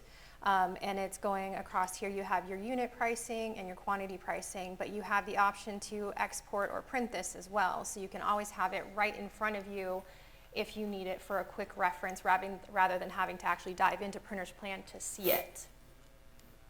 Any questions? Yeah, with our storefronts, this is the downside of it, because when you have to go back and reprice templates, it takes a lot of our salespeople's time to do it. Is this a quicker way to do that? Because we do it, I think, once a quarter now, and we update all of our pricing, and we have a lot of storefronts, and it takes a lot of time off selling to get those adjusted. This is just telling us what the price is of that item at different quantities. So you can't manually tell it to update pricing and Now, but if the price also involves, but it depends on, what item and how you have that configured and what price changes you want to implement. So that's kind of a whole nother conversation. okay, that takes a lot of time, so if there's a way to do that better, I'd be interested in knowing. Again, remember that when it comes to the 500 hours worth of service. Well, and I know we're gonna talk about pricing and cost, and that's something maybe we can talk about more in depth in there and what everybody's doing from a strategy standpoint for that challenge. Yeah. Another question. Mm-hmm. Right now, I've only played with the drop-down menu that you have for quantities. Mm-hmm. Is there a way to do specific, like if I want to do 50, 100, 2,500, then 10,000 instead of going through all the rankings? Glad you asked. Glad you asked. So just to the left of that button, there's that 3 dots. If you click on that, this will be a reminder, so when you go home, it will tell you how that field works. And there's a bunch of different capabilities. It's hard to read here, but when you just know that button exists. And essentially in that little white window, you could say something like, give me quantities 1 to 1,000 at 100, and it will give you a breakdown from 1 to 1,000 and all the 100 breakpoints and the price.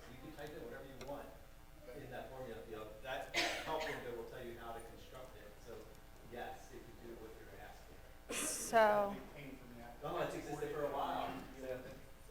Yeah, but. Cindy will show later. so that, I did 1 to 500 in sets of 25, and that gives you that breakdown there. So I understand what you also had that jump from 1,000 to like 2,500, I think is what you said. So that might be a little bit different. You probably have a couple extra steps in there, but it's going to take out some of that. Any other questions on this? And it pulls those numbers from whatever template, Right, so this is pulling from the business card template that was created. okay, strictly templates or quotes also.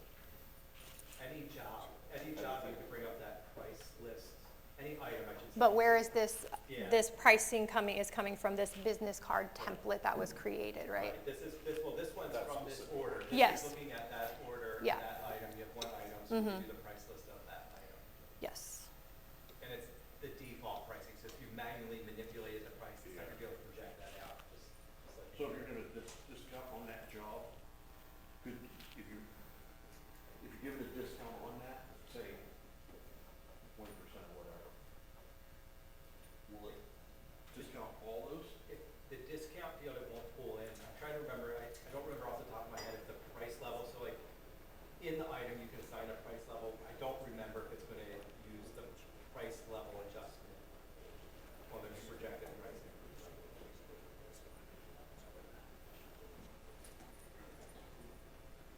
Okay, any other questions in regards to the price tool or the price book? Everybody good?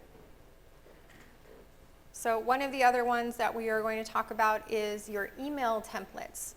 So who here has gone in and actually set up custom email templates for the various things that get sent out? 1, 2, 3, 4. That's it? 4 out of all of you guys, nobody else has gone through and actually customized the way that the templates go out? I've played with them, but it was long ago, and it became too much trouble, so I'm hoping we did that again. So, I was gonna say, so moving forward, even myself, because I'm not a huge HTML type of person, but ChatGPT is my friend. So I today gone in and created a custom, here is the one that was in here. This is what it looked like. This is what is being sent to my customer as a customer welcome email. This is what's in the system. I wasn't really happy about that. It doesn't portray my business very well. It's very blah, analog looking, very old, typewriter-ish. So I went to ChatGPT and I took the HTML code that was created from that word thing. And I took that into ChatGPT and I just said, hey, make this more professional. This is the name of my business. This is kind of what I want to portray. And ChatGPT came back with a big long HTML code, and I just take that code, save it as an .html document, copy it into your email folder, which is here. Copy it into this folder. I have created it here. Customer welcome 1. And this is what the new one looks like. So it's just a more professional looking automated email that go out as the welcome. Does that only work if you're using the printer client email client? Yes. Because the HTML won't be able to be brought in with third parties. You kind of lose control once the third party takes over. So now with that same idea, you can do all kinds of editing with HTML. And again, if you're not familiar with it or you want to get better at it, ChatGPT is your friend, or any of those AIs are really your friend nowadays. You can take the HTML code that you gave it and say, wait, I want to change the color of the font in welcome. And you put that back into ChatGPT and it's going to redo that HTML code for you, save it as a new one, and then it's right there. Did you have a question? Any questions? No? No? Okay. What are some samples, like, of custom, of email that you want to send over and over even, you can even customize what your invoices are saying, like that, if you're sending out a PDF attached to an email, you can customize the body of that email that's got your PDF invoice attached to it. You can go so far as adding your company logo. The only caveat to that is you do have to have your logo available on a publicly accessible site like Imager or any sort of image sharing site that's publicly available, because it is using our SMTP service, if that's the way you're going here, to pull that information, so it has to be publicly available. But you can add a logo to it, you can add signatures to it, any information you can think of to make that more of your brand, so it looks like it's coming more from you and it's just not a generic email.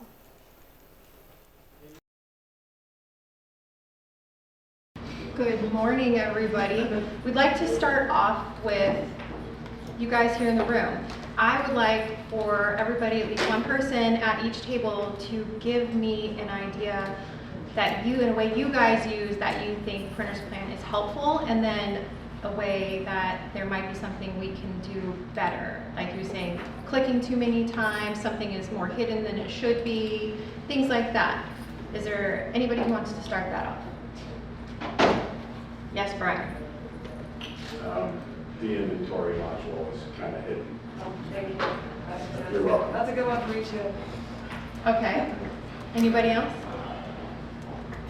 Oh, come on. Now I know there's got, yes, Miss Julie. This is all Print Reach employees, because we learn every day. We don't use the system like you guys do. But showing it, I love the reminder tool. I don't know, I think it just made me realize that you can use it more for not so much marketing, but more like a more interactive CRM kind of, because you're following it. It may not be automated, but I'm all about hands-on, and like the CRM we're currently using, I kind of compared it to that, because I'm thinking if I had these reminders showing up, those are things that are definitely going to get done, versus just happening to come across it or trying to remember it or putting the task in my calendar. So I like that, and I think I definitely want to show that to new users when they inquire. Great. So I appreciate that. Anybody else have anything that they love or hate? Yeah. So in the reporting metrics, the sales comparison, where year over year you can look at clients, I think it's a really valuable tool based on where you are in the year and if your client is progressively moving forward with some growth. Awesome. Gives you a real-time comparison. Does anybody else use that feature on a regular basis? Yeah. Good. Good. Yes. It's a very simple thing, but on the orders to paste, it's copy and paste now, which when you have new employees, paste alone doesn't quite communicate it, so I'd love to see that extended to inside the orders themselves or inside the quotes themselves. Okay. Because it says paste this item, but just simple phrasing helps clarify a lot for people. Okay. Noted. Anything else? Who? Yes. One thing that we have a lot of is what we have repeat orders. Yes. On the quote, it says from history, but when you convert the quote, it gets rid of the history. So we have to go back and manually add the history so that the designer knows where to find the original files. Okay. Thank you. Multiple on that one. Okay, great. Anything else? Okay. Who in here uses the quick note feature? How do you use it? Just for job notes, simple customer communications that happen with most customers, so you don't have to type out, Does anybody else use that quick feature? Yeah? How do you use it? Going to different parts of the building. We'll use that as a part one and a part two, so when we split it, they know that it's in multiple areas of the building. Perfect. Is there anybody who doesn't use it and there's a reason that they don't use it? I'm not sure that I know what you're talking about. Can you pull that up? Hold on one moment. So Anyone who was, I might use it. preview incoming. Yeah. Trying to figure out where it was. Just click on the notes The job notes. at the bottom left. Yep, right there. Yeah. Quick notes. And then here we've got your quick notes. So currently, we don't have any quick notes designed for this right now, but you can go in and add and modify, and you can create quick notes for various things, and then when you open it next time, you have a list to choose from, pre-typed out notes. So if there's notes that you're commonly putting on jobs, this is to save you from needing to retype it all the time. And here was another use case of how it was implemented. So we didn't have a field to track where the job came from, like did it come from, social media or, a cold call or something. So someone built in 5 or 10 quick notes and put that in like source, colon, whatever, and had their list, and then every job got assigned that. And because it was a quick note, the text was consistent. Now I could do a filtering, I could run reports, I could get that data. So it was one practical use case of using that, in addition to, saving, time and simple to just check in. Where are they again? So they're in any note field that you bring up will have that quick note. There? Yeah. And now can you, if you pulled up the note, can you timestamp it and then quick note it? Yes, you Yes, can. you So go can. ahead, you can show that. Go to back me. to that. Yeah, this window has a lot of options. Right Yeah. here. You can date, time, plus quick note. Yeah, Yep. no idea, I had no idea about that. That's exactly what we were intending. And I think services can also have their own quick notes as well. I'm trying to remember if we put that in or not. I just want Go to the to. quick Same notes close, section and in there's the the settings. bottom. Yep, all. If you go to the quick notes section in the settings, you can see all available. Yeah, I think it's in one of the menu trees and settings. Close that. Which one? What's the menu? I think is it in frequency used text? Quick notes, yep, right there, up, down. Well, it's the click on services and you can see that's just a header Oh, click on services. for work orders and, So all of those are quick notes that will be available when Oh, you're look, in there, that there section. it is, the one you put in So there. you that could says add them secretary. here, or you could add them, as you saw it in the job window. So you see the different areas where you can apply quick notes. I think that the biggest place that I did use this, I did use it in the jobs, but I also used it in quotes. And yesterday when I was talking about all those templates that you've got and you can send follow-ups to your customers and do different things like that. So if you're going to do that all the time, then this was a good thing for me because I went in and so if I was going to constantly do that, I went and actually created a bunch of them just for things like follow-up or anything like that. But another tip is also that you can put the little tilde, let me just show you here. So Squiggly line. squiggly line, tilde, whatever you want to call it.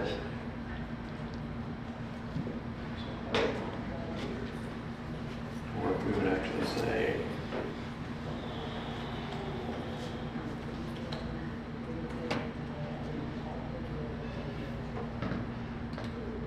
save that, and then once I go through and close that, and now I'm going to go ahead and do it. So now we've got our quick note here, and the reason with the tilde is so that when you do convert this job, so I'll go ahead and paste that Still with order. squiggly line.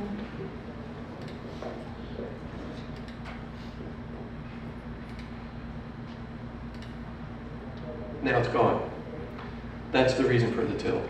So it won't carry over into the next stage of whatever you're doing.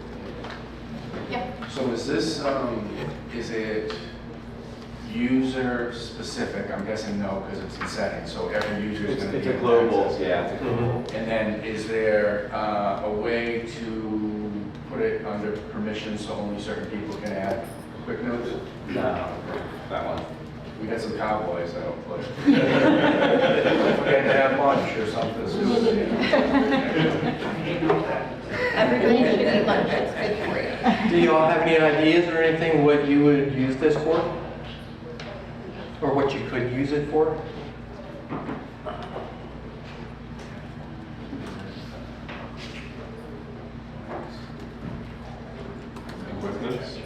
She made a good point about if it's an order to go to 2 different places in the shop. Mm-hmm. So for separating tickets, absolutely. Anything else? Standing too close. It'll get used, that's for sure. I just can't put my finger on it right here. Good, well, that's the point. Yeah. Okay, so what else? What other little thing in here do you guys think is useful, is a useful tool to you in the way you do business? And before we leave the note field, there are ways to put in notes that don't get printed. Has anyone used that functionality before, where if you encapsulate the note with the double carets, it will show up on the screen but not get printed. So sometimes you're writing in a service note, you want something to communicate to the customer, but something you want internal. So you put it in those double carets. Are you familiar with that one? Go into the edit specs. We love having Paul here. And then click on the item notes at the bottom middle and just type in any text. You know, this is printed. Yeah. And then put a space. And now do the double left carets. That one. And then type in what's in this text will not get printed. So, and then close it off with the double carets. Does it matter if spaces are before and after? That doesn't matter. Good. And then type in text after. So anything in that double character sequence will not get printed for external documents. And this applies to this field. Sometimes you might include service notes. That's an optional print. You know, it's a print option. Internal agent messages for fellow client. Right. Don't do the work order with it. Just make sure you keep those double carets on. I'll put in the today because it's going to do that. Oh, yeah. And does this work in all note fields or just? It works, it's designed to work in all note fields. Now the work order, typically we show everything because that's internal. Look at that. Actually, no, it doesn't. Yeah. It doesn't, it's on the screen. Interesting. Go ahead. So the character you showed before where stuff doesn't copy over when that work order is duplicated. Squiggly line. The squiggly line, I like that. Is there an option to disable that? Because I just happened to notice that I just duplicated the work order and it copied that text over. There isn't a way to duplicate or remove that. So there's something wrong with my I have software? to look. Okay. I just was curious. And do these work together, like in conjunction you could use? You could use your. Yeah, I think it just looks for that character sequence and it will take that action. Now with the tilde, I'm trying to remember, it's like that, like a return starts a new line, and so it's a different, now it's going to pull this. That applies to services and items. With the caret, with the double The caret. tilde only applies, I think, to the note memo fields, not to the service notes. But the Yeah, double carets, yes, it works on service notes as well. Service notes and item notes. Item notes, correct. Okay. Any more questions about squiggly lines and carets? Or the quick notes in general. No? All right. You can do that. Reprice all feature. Who uses it? Okay, good number of people. How do you guys use it? I mean, it's pretty straightforward, but is it working for you guys the way it was intended?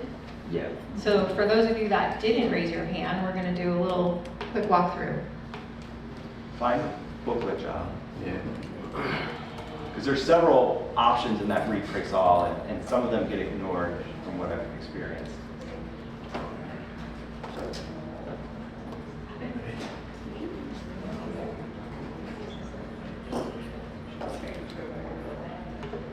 Okay. So with the reprice all, we're just going to take any of these and down here at the bottom of this, this says keep current price level and rounding, but change the quantities. So that's actually what we want to show you with this. And pause for just a second. And if you notice, he right-clicked to get into that. It's also in the left-hand bar with the little under view cost right there. It's also right there. So you have two ways to get to that item change. So this is where we're talking about. Like with, this one's got, not a good book of job. Let me find another book of job real quick.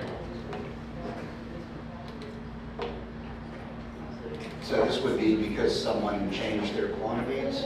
So the example I give is there's a booklet job with like one of the many sub-items. And you priced it for 100, and now they say, okay, I want 200.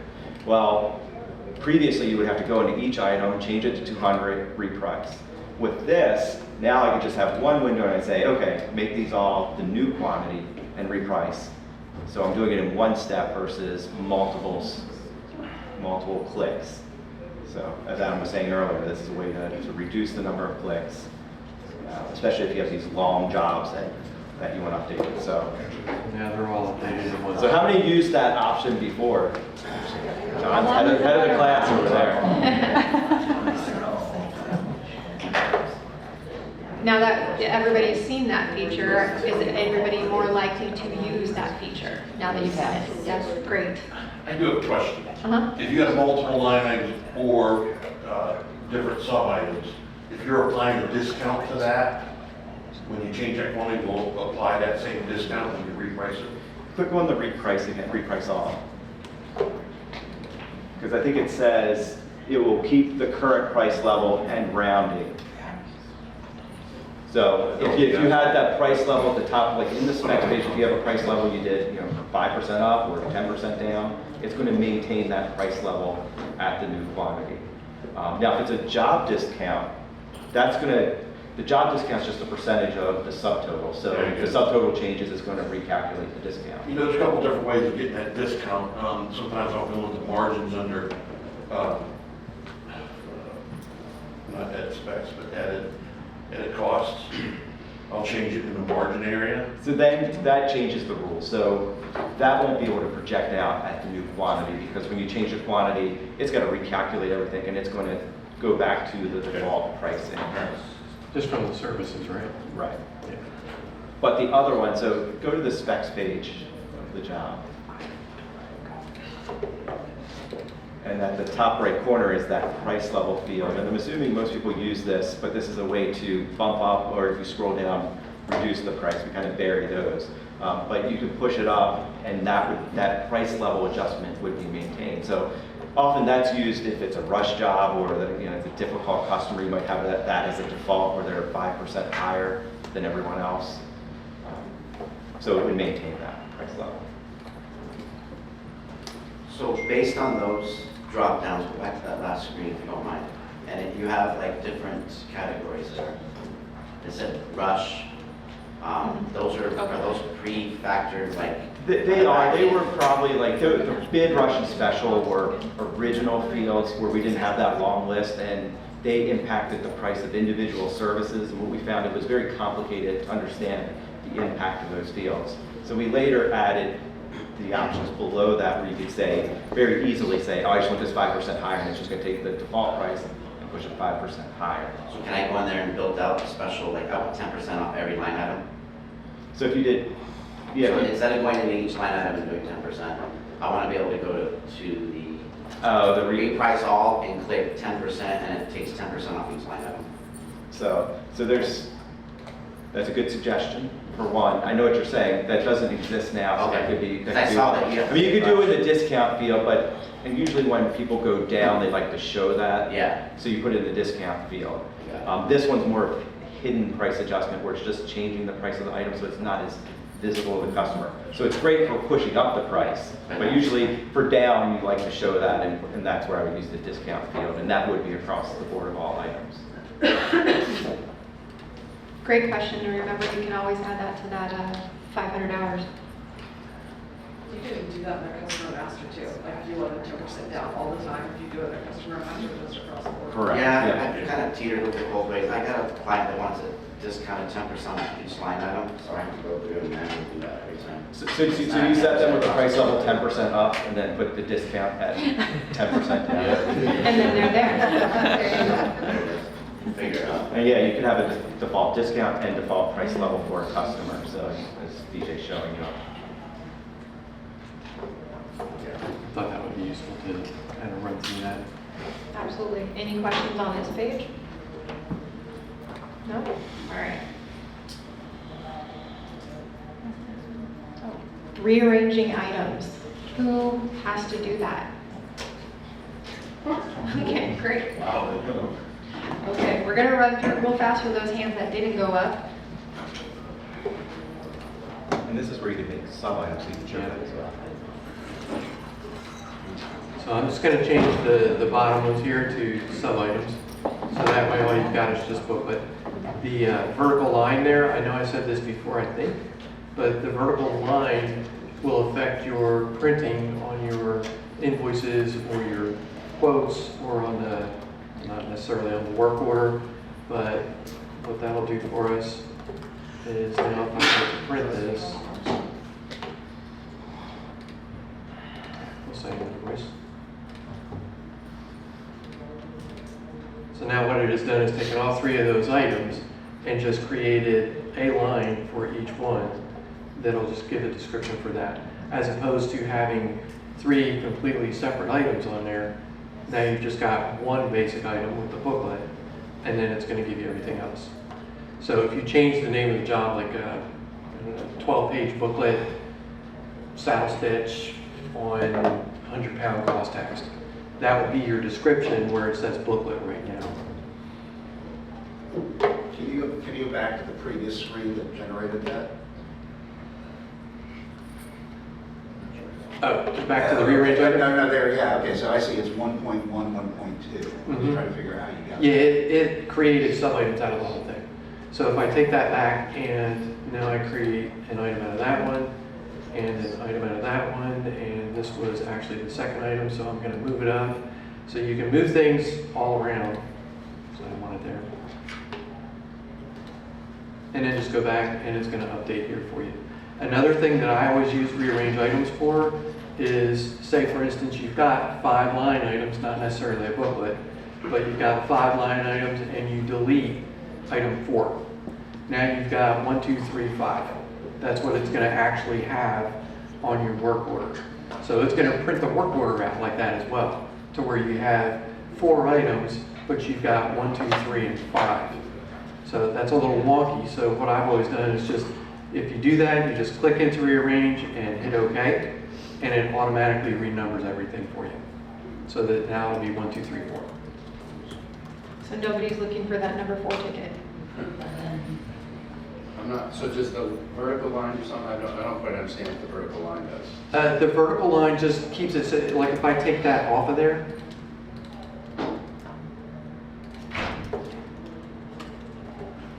and I may have to do it on all 3 The items. second half, the behind the vertical line, doesn't show.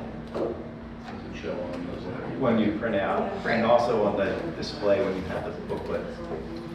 So when you was looking at it originally, it just said the word booklet, and then there was that line, and then cover, whatever they said, cover wasn't there. So the vertical line is basically do not print behind. So see, now you have 3 complete line items, as opposed to 1 line item with just some little descriptions below it, actually telling you what the booklet consists of. So like that part on the right, you really went for internal, like, you know, inside pages and bindery and all this stuff, but the part on the left is what you want to show. So you might say ABC company booklet, such and such, and that's how you could control the printing. So you need space before and after the bond, like.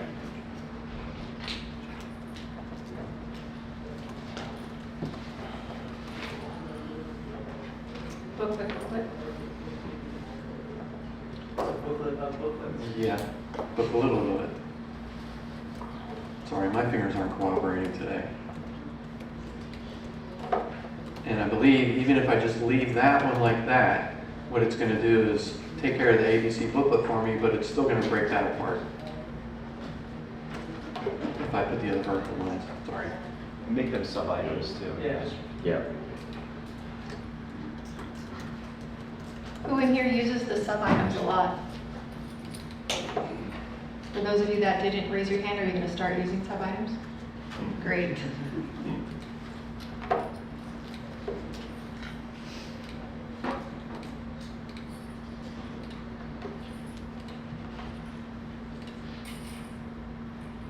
It's a much cleaner version.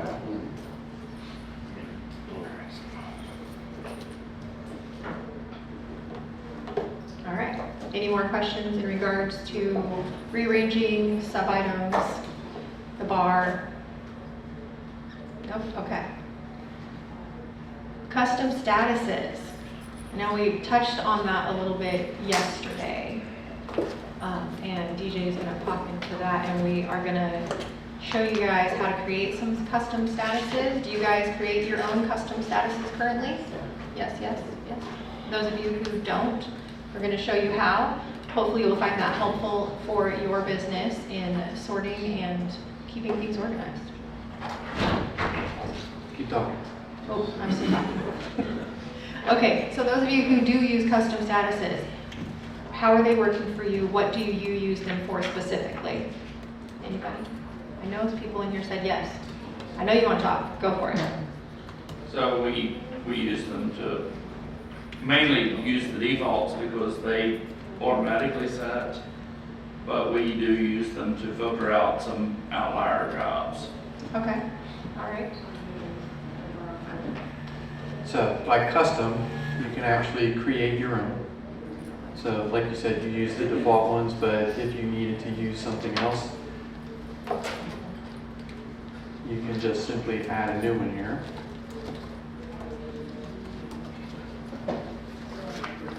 Just making sure you guys all followed along. He went into the settings tab and then jobs and then down to the bottom it says job statuses to get to this screen. Now we've got this one here. That would really be, I guess, just for like shipping or something. You could still put it in the status, but you could also, in your shipping, say that the customer's going to pick it up. But in the system, you'd have that right in your statuses. Yes, Adam. Yesterday when we reviewed interactive quotes and converting those to jobs, one of the popular spots that this is used is that a lot of times if you send obviously a quote to your customer, they choose their quantity, you don't want that. You want someone to review that before it goes on. So that's mappable so that you can have like a hold for, well, it's actually ready for review, that purple one at the top. You can map to that, and that's a common spot. And pretty necessary when you start to automate that, probably do more automation. Definitely. Any questions on statuses? Oh, wait. And how many are using some type of web-to-print integration software? So one of the things we're looking at is, I know with the current workflow, it goes into web orders and then you copy and paste it as a new order. So a potential workflow that we could change is, instead of going into the web orders, it could come directly into the orders and it could go into one of these custom statuses and kind of have the similar aspect where someone reviews it, but now you've eliminated the need to copy and paste. You just change the status to, in production once you've reviewed it. Would that be helpful? Yes, absolutely. Yeah. Okay. I mean, that one, I have the pieces in place to do that aside from the custom status, so it wouldn't be a hard lift to put that in. It's something I've debated for a while, but you still want the protection of review, but the streamline in that way, I think it makes it a lot smoother. Okay. Another question? Anybody? Okay. Does anybody else have any hidden tips or tricks of their own that they'd like to share that they use? How do most of you just navigate when you're working? If you need to edit a service in the middle of a quote that you're creating, how do you navigate to and from your services? Do you actually go in and posted.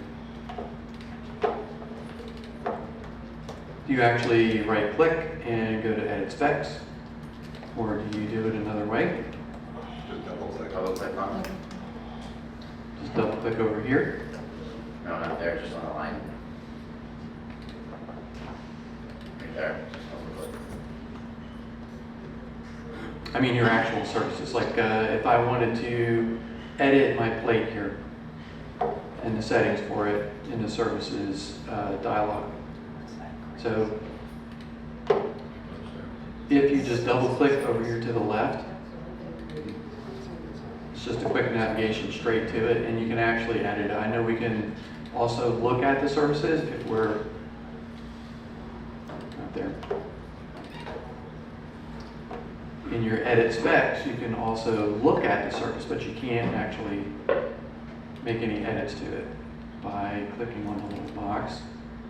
So now you're in your services, but this won't allow you to make any edits to the service. So if you need to make a quick edit like that, that's how I always kind of recommend to get there nice and fast. Just double click to the left of the little box. How many of you all do that? Only a couple? Okay, great. I do have a question on that, though. If you edit it there, it's a global edit, right? Mm-hmm. Yeah, that's what I thought. Is it password? So I'm assuming it's password. Yeah, that go to services password, I believe, so not everybody can do it. Or, See, I never put a password on myself, so I don't know. speaking of passwords, close out, and then when you click on the security button, I think it's one of the shield at the top middle. Green, top, Green. middle, up, Up. left. Now. Green, right there. When you enter a password, when you start your session, you have this option to say, remember this essentially. Is everybody using that? I know some people didn't realize what that button does, but what it allows you to do is just enter the password one time and it will not prompt you for that unless you try and go above your password level until you close out a printer's plan, and then it restarts. Thank you, you just brought up, and I believe after you do that, you click, you want to keep it, it pops up something that you gotta click OK to. Like you didn't know you just did it or something. There's one of those extra clicks. You don't have in there. passwords turned on, so maybe we'll look at that. There's an extra click for sure. Every time it happens, I'm like, oh my God, thanks for letting me know that I just did that. Basically is what I can do. Okay. You have to see your page twice. So eliminate one of the clicks. Yeah. Noted. It's an extra click that is. Are you sure? Yeah. Are you really Well, sure? you've already done it. I just want to make sure you knew you did it. I know we do that for deleting jobs. We give like a couple warnings because we went, are you sure? Are you really sure? I think that's how the deleting thing should actually be named. Are you sure? Question mark, and then are you really, really sure?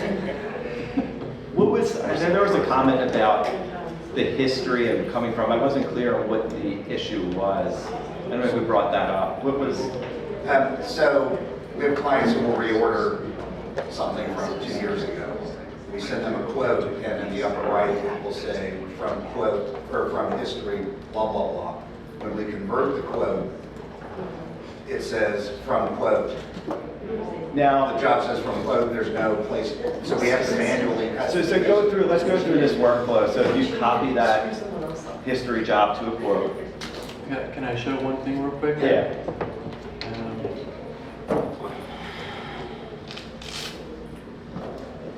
How can you show the history of a particular order?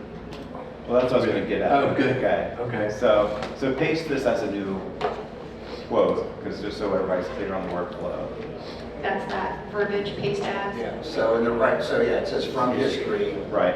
So And then now you paste this to an order. we have to paste that down to, we have to save that history number, because when you convert it to a job, it Go gives ahead. you, it references the quote, not the original. No, go ahead and paste it Yeah, as I an wanted order. to just show that real quick, what he's talking about. Okay.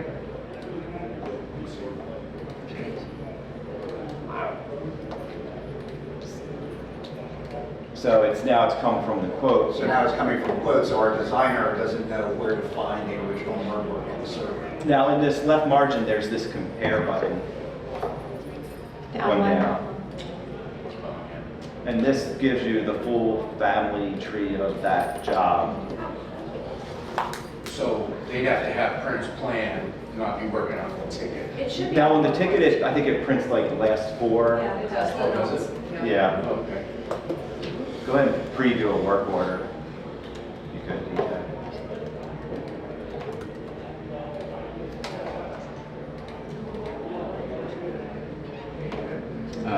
It might not have been checked.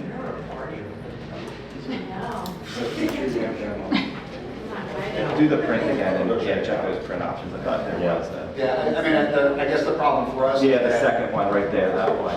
What does it say? With copied info from, So now preview this. there it is, right across the top. The top of this job Oh, is, right so it there. gives the last four is what I remember. But that's only on the work order, not on the printer's plan. Because the problem is, my designer's working remote, so we have to tell him, go to the history to find this, because he doesn't get a physical work order. But is he in printer's plan? He is. So he could do the compare button. Right, but we have to tell him to look at the compare button, because he doesn't know that it's a history job. Okay. Because now what we do is we have to put in the job notes from history so that he isn't looking for art on the server, that the client's looking at.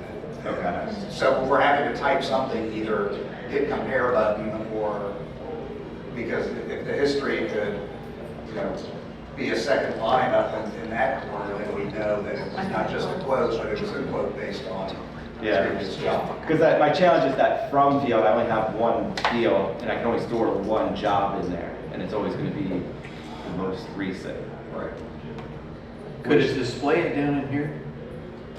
Yeah, when we do for our pre-press, that's where we put that information in the notes, is like, if this is the artwork. then- Oh, yeah, no, that's what I'm saying, is we're putting it in the notes, I just wish there were an automated way to do it, so, because if we forget to do it, then. Okay. Even if it would just pull it into the notes field for Yeah, even you. if it just pulled it into the notes field. then- Got ya. You know, Okay. That comparison history. Yep. If that could go into the notes field as opposed to on a print-only version, that would be a huge help. Okay. Got it. With the comparison, sometimes we'll order, some customer has letterhead and all they're all three different You paste them in one at a time, but you can do multiple. But then the only compares that top line, you can do compare by line item, you need to go into them. But Yeah. then does that print on the server each separate line? Each one, I believe so. So what was brought up is this compare button in the left margin is on the job level. So it's just looking at source of the job. But there's a lot of cases, as Frank mentioned, where items come from different sources. So you can see that when you right click on an item, you could do the same compare, and it's now just looking at that specific item and its history. You can't remember, we have to check to see if it prints, if you include that, if it prints that on, I don't remember off the top. Yeah, and it's also at the top when you open the specs page of the item. Yeah. But will it do all the different items? Only the top one? only the most recent one, but the compare is the one that shows, goes back. I was just trying to make an easier way to see all of it. Yeah. I went into the second item here, and like you're saying, it's got the history for each item individually, as well as if you do it for just the compare for the job, then you've got for the source, like Paul's saying. And I typically recommend anytime you bring a job from either history or quote, run that compare just to make sure something's not drastically different with the price for the items. It's just nice to give that visual check. So you're seeing it before the customer does. Anybody else have anything that they wanted to talk about? Any other tricks that people use? Template 888. Template. Does everybody know template 888? No. Yes, he does. Okay. I haven't been able to sell our company on it yet, but it's still pretty cool. All right. Template, not job. Template. Template, not job. Oh, yeah. I opened it, but I didn't search for it. Down in template. There you go. And then job number, you gotta check job number. Second, there you go. Thanks.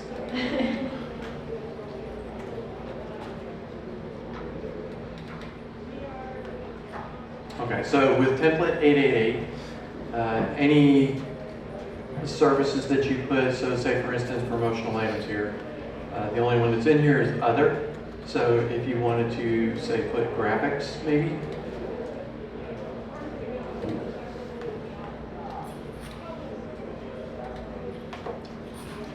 And just as backdrop, this 888 is a special template in Printer's Plan, and it serves as a method to put in default services for a specific product type.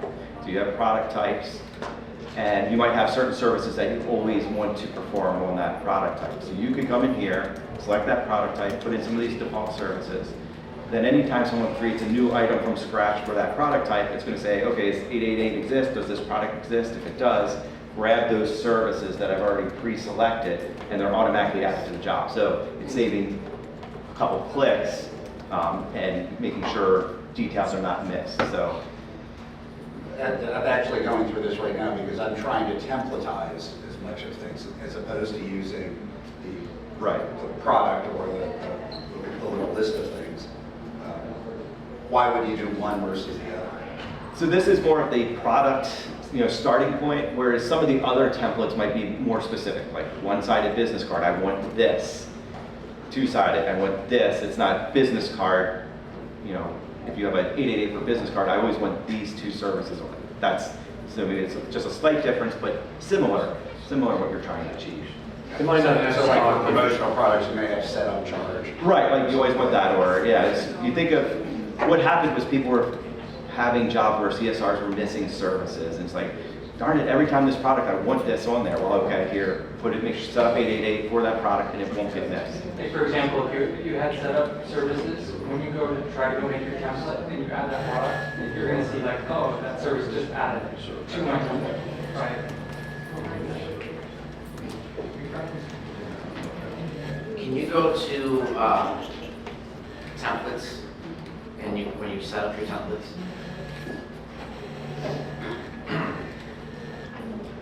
Can we rename those categories to the left? Of all these? Yeah. Do I have the power?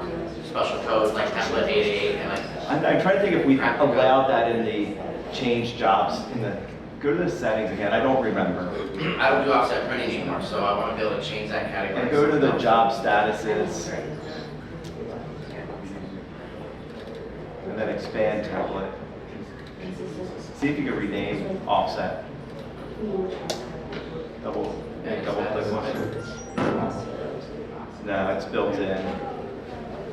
Can't change that one. We tried. I have to look and see if Feature. some of them have special functionality, so it kind of locks us into not being able to change it. I don't know. I have to look and see if that one's a little less sensitive. Some of the other built-in things. Anybody else have any questions or tips or tricks to hand out to everybody else? I have a question to see if you have a way of doing this. I have a customer that wants letterheads, but they have 6 different locations that they want letterheads. But they want everything line item, so they know you can't just group it in one. I go make a letterhead, and then I have to go make it again. Or what I've done is I'll make it, and then I'll go paste from Word, and then go find that same word, click on it, paste it twice, and then I click on it again, choose both. So now I have 4 chooses, and So are these all separate orders?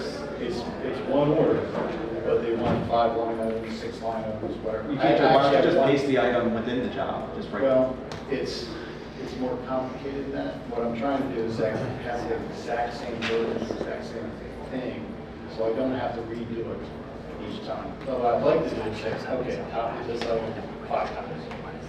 Is there any way to do that easier? It's always, so the easiest way I can think of is just one at a time, and so just open up a job, and then just right click on the item, and then paste this item. Yeah. And then save it. Is that what you're doing now? Well, Okay, a better example, I had somebody running 10 different brochures. It's the same exact specs, same exact everything, but they need to be priced separately because they're going to be running separately, and they want to see line on each one. The only way for me to do it quickly is I would have one, paste it, so now I have two. Right. Then I go paste from order, select both of them, paste it. Oh, I see. Yeah. And do it again. You wanted to say paste quantity, I want 2 of these, paste 2. Yeah, I don't have an easy method. I see the challenge. Can you make it, please? Yeah, you gotta get everybody to vote. I don't know if you've got a lot of support for that one, but maybe. A lot of times when I'm doing templates too, so. No, I get it. You want 10 of them. It's not as common over. What about Control C, Control V? I don't know if that would, because every time you copy it, it prompts it and it's expecting some input, so it's not a typical use case that we would count. Yeah. But it's not to say it doesn't have value. So I like your idea of 2 and then 4. What's your question? Maybe someone can help me with this. And it's how to help customers not be dumb-dumbs, but I don't think that we're ever going to answer that. So if I have 3 originals, they want 1,000 each. On the quote they get, it says quantity of 1,000, and then on the description it says 3 originals, but nowhere does it say they're getting 3,000. And they always call back and say, I ordered 3,000, not 1,000. Is there any way to separate out because having envelopes 3 originals doesn't give them enough information because they don't do this every day. Yeah, they're looking for that They're total. looking for, 3,000 envelopes at this price, 3 and 1,000 each. Is there any way to do that? And the people that do understand that it's 1,000 of 3 items don't understand when they get to the pricing line that price is a set of 3. They're like, wow, these envelopes cost us 80 cents a piece. Gotcha. Any suggestions, Paul? Well, how are people handling that? I mean, you could put it in the item description. I was gonna say that's what. And like, you try and communicate as clearly as possible what the job is to them and eliminate questions. I know that takes time, but it maybe saves time in the long run. Well, I mean, part of the thing is that, other businesses that I've worked with, they sell me, like, they break it out, and other MISs will break it. I mean, not in the print industry, but other places when you go and you order stuff, they will give it, like when I order shirts from Sandmark, they break it out by number, by size, as opposed to, I mean, you could 15 shirts in 3 sizes, that doesn't, break it down. But what I'm looking for is, yeah, I can talk to them or I can type it, but I'm trying to avoid that because the information's here. And it doesn't seem like it's a very difficult thing. I'll have to look and see. I have some ideas. I just have to test them out and see. All right. Anything else? We're about wrapping up. Go ahead. I inventory custom decals for a client, and if I don't have enough inventory, so if I have 3 orders that are 20 apiece, but I only have 50 in stock, I can't fill those 2 orders. Is there a way to change that, to do that, so I can fill the 2 that I do have inventory for? So you have these set up as 3 items? If it's 3 different orders, because they'll order at different times. But if I only have 50 in stock, but I have. So as soon as the order comes in, do you like reserve, like in the job window, you could check inventory? You can check inventory, but if they go to pull it and there's 60 decals that are on order over 3 orders, it won't let me pull any of them because it says I need 60 and not. Because you could manually mark on 2 of them in stock. Right. So if you could override because you're seeing that there is enough and then just saying for those 2 you would. It won't let me do it though. If I have 60 on order across 3 orders, but only 50 in stock, it won't let me pull any of them, even if I could show you how to do that. That'd be awesome. If I'm understanding correctly. So. Any other questions? All right. Thank you for. So as you're going through services and setting those up, if you have that concept in place, you can start to think through, well, how do I want to capture my costs? And really every operation that you do in your shop should be a service. Now, whether you charge for it or not, that's a separate question in my mind, but every service that you perform should be and ideally captured, both from a time and materials standpoint. And that can help you with your financials, your planning, and seeing, getting a better insight as to where your costs are actually going. Because that was really one of the core concepts of Printer's Plan, is to how can I capture my costs? How do I know what it's really costing me? And it's a moving target, as many of you know. So as part of that moving target, I always like to emphasize it's critical to keep up to date on your cost. It should be an exercise you do. I don't know how often, that might be a good first question, and I think I have it here. How often are you updating your cost? So with paper, that's instantaneous, especially during COVID. I think we were updating it like twice a day. Then the hourly burden rate is generally either twice a year or once a year, once you capture all those costs. Okay. Anyone else? How often are you revisiting your cost? Well, with paper, every time we order now, we always want to check, especially now that the tariffs are looming. Anytime we get new materials in, we always put in new material and bump it up by 5% just to make sure the next time we get it, okay, it's within the range. At the first of the year, and typically it's just a straight 4%, everything goes up. Okay. How are you, what is your workflow to update your paper is probably the most common and maybe in some ways the most straightforward as far as updating. What's your workflow to update that? So a lot of our stuff is based in the markup table. So if we say we want to do a 5% price increase, I can do most of it through the markup table.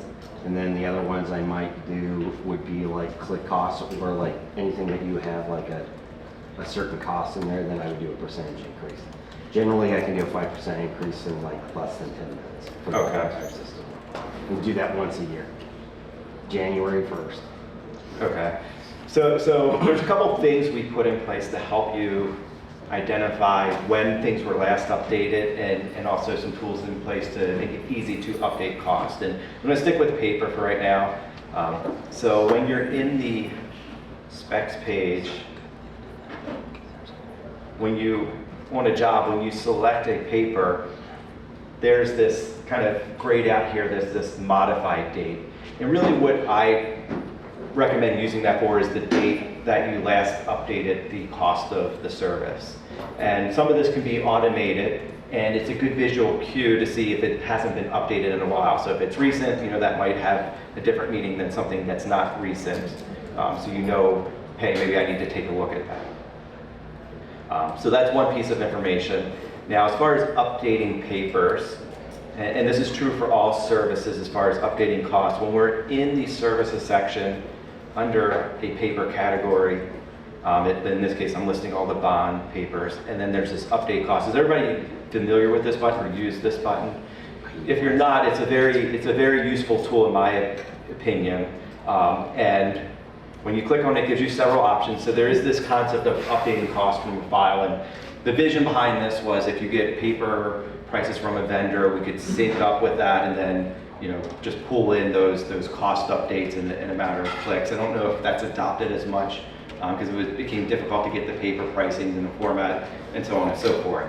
So then, because that wasn't as effective, we put in this, and this is probably the one I recommend the most, this update cost manually. And when I click OK, it's going to open up this grid, and as you see here, it lists all my paper services in that category. And in this one, because it's it's a material-only service, I see the current cost. And the idea was you could just come in here and then put in the new prices relatively quickly. And in here, it shows you the change, it shows you all of that. And once you have everything in place and it looks good, you could click Save and Close, and this will update the cost of the service. But it not only does that, if I go into the service itself, down at the bottom here in the note, it adds this note. So this is that modified date. It's updated here, and it's updated the note. So now it's kind of automatically capturing that information, and then will show when you're writing up a job. So this is a tool that, you know, a lot of people, once they see it, hopefully use to update their costs. Any questions on that one, or? This is more of a general question, but with the SQL, is there going to be any ability to maybe have standardized templates where you can, for something like this, where you can, based off of the column and the identifiers, where you can upload stuff to update things instead of going in and keying? Or you have the ability where you can just, you guys have a template for costs, and we can fill in the columns and then just upload. Yeah, potentially that's something that would be API driven, where you could do that if you had the service ID and then we expose some of the fields to update the cost. I mean, for some things that works well. For other things, it gets a little more complex, especially when you're dealing with like a grid or a pricing matrix. And sometimes you have to give thought, you know, if you're touching a machine, you know, I tend to recommend put more thought into it, be strategic about it versus paper where you could do a little more blunt force updating. Was that, the modified date, was that automated either from like just native in the system where it automatically does it, or did you have to set that up somewhere so that it does automatically update that? This specific window is designed to do that automatically. So that's what this was the intention of it. Now it also works, I believe, if we do this update cost by percentage. So this is a different strategy to do it. So I could just type in, you know, a certain percentage, and that's going to go through all the services, and then in this case I round it to the nearest penny. All the highlighted ones, in this case, it updated to that new cost by whatever percentage I selected. So you could do that. Now it is only, it's category, you know, you have to click on the category first, and then you kind of go through each of your categories. So yeah, it will take, it depends on how many services you have, but I think it's an exercise well worth its value in doing periodically. Just like, you know, just like your car, you have to maintain it. And I like to think of it as the engine that helps run your business, so you got to maintain it. And this is a good exercise to achieve that. So if you don't use the update cost feature there, and you just update the price in the services individually or spot, then it's not going to give you the modified date. You'd have to manually do it. You'd have to manually do it. So if I came in here and I said, okay, I want to make this $10, it's not going to automatically change this. So instead, I would come in here and I would say today, and then maybe put in a quick note. So you can still do it. It's just a manual process.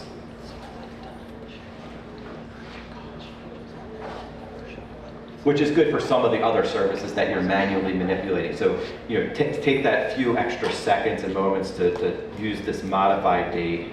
Because I also believe you'll see it here on this column. So now when I'm looking through all my services, if this is something I do, you know, every month or every quarter or every year, I can see when I was last modified, and now we have good data in here.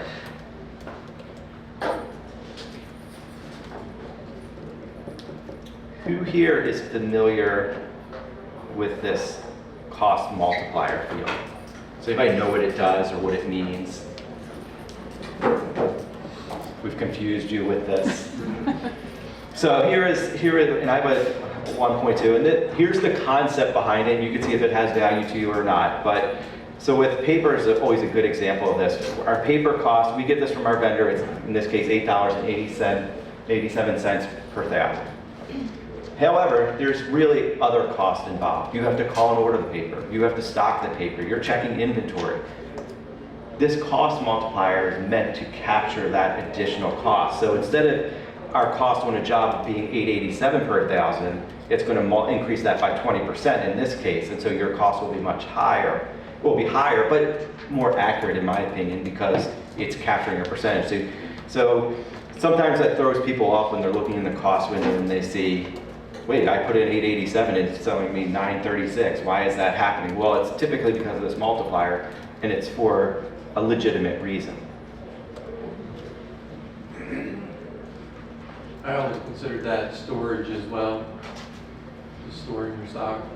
Yeah, it's another real cost that should be ideally captured. Because, again, the goal is we're trying to get what your accurate costs are, and that will allow you to make better decisions on your pricing. So if your costs are your costs. Pricing is can be more subjective, and how much can you charge? Well, as much as you try and get as much as you can for the price, but your costs are your costs.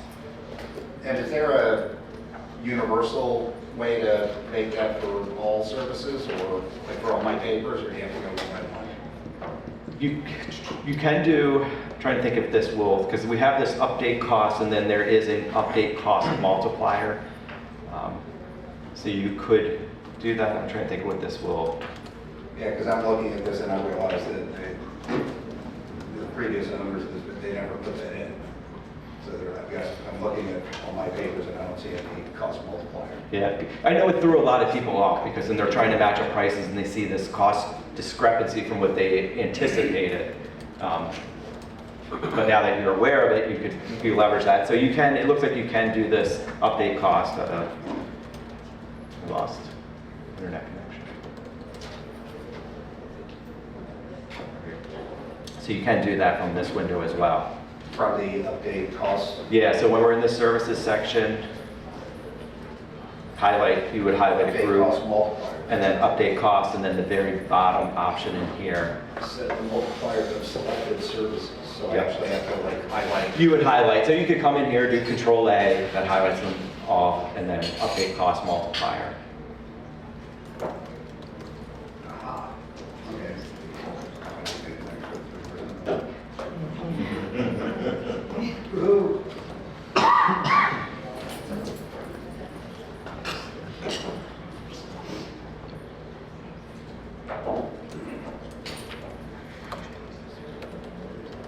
So any questions on that exercise of updating cost?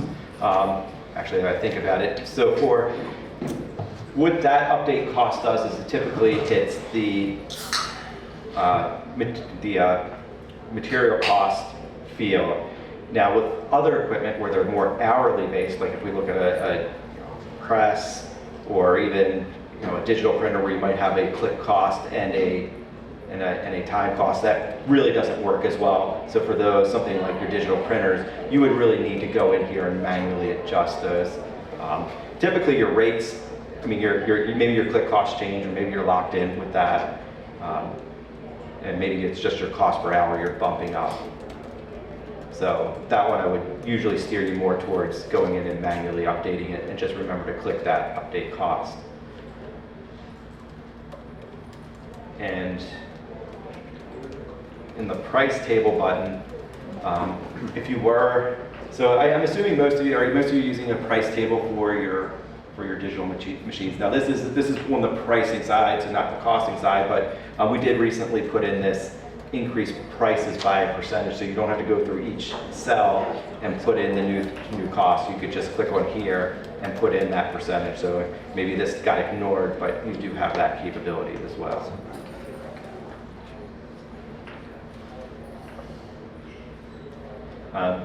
One thing to note, when you make these type of changes, any job in existence will not be altered. So you've changed the cost of the paper, all the jobs will be as is from the pricing. Now the exception is, if you go in and make changes to the job, well now it's going to reprice, and now it's going to utilize the new pricing or new cost. So that will impact things. Likewise, when you copy and paste, well the answer depends. How many of you have reviewed your copy and paste options? John? Does anybody know what I mean by that? Please speak English. So, good, I'm glad you asked. So in our settings, under this jobs folder, there's this data to reset after paste. And this is something I recommend everybody to go home and look at and make sure it's doing what you want it to do. So essentially what it's trying to capture is what happens when you copy a job from one job type to another. An example would be from history to quote, history to order, quote to order. You could kind of see all the scenarios played out here. Most of the scenarios, not every one. So when we did this, the question is, okay, well, when I go from history to quote, I want everything to reprice, I'm gonna recalculate the tax, I wanna reset, a lot of the fields to the default value. So we wanna go through and set it up that way. Now, when I do a quote to an order, well, I don't wanna, I've kind of locked in things, I don't want it to reprice. So there's certain options in here you wanna check that's really saying, okay, reset this to system defaults, or no, don't. And that's it, and obviously it doesn't, you have to pick one default that applies to all jobs. Not all jobs are the same, so you might have to adjust the less common ones manually. You could actually have it ask you, do you want to reprice everything? But sometimes that gets confusing, so I would suggest you establish what you prefer and put that in place and make sure it's doing what you want to do from a repricing perspective. So does that help clarify? Copy and paste. How do templates act with your updates on costing? So you would have to reprice those to get those. Now, a lot of times with templates, when you pull it into a new job, it's going to reprice and use the new pricing values. And if you have a web-to-print integration and it queries the template, it's going to return whatever the new price is because it's running through the engine and saying, okay, paper's now $11, so it's going to use that as part of it. But it is good habit to reprice your templates so it's reflecting your latest. So that's kind of part of the routine. Anyone else have other routines that they do for pricing? Any other strategies that they could share with the group?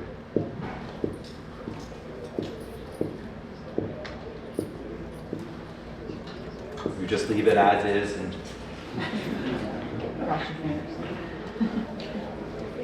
I should call on people to put them on the spot. Yeah. I know this is probably minor, but I was on an overview with someone, I don't know, a few weeks ago, and I came across something that, I don't know, you guys probably already knew this, but I thought it was cool. She was saying if she has a job and it has multiple services and, the work order needs to go to different departments for different parts of the job, how can she do that? And it was just a simple printing the work order out with a page break.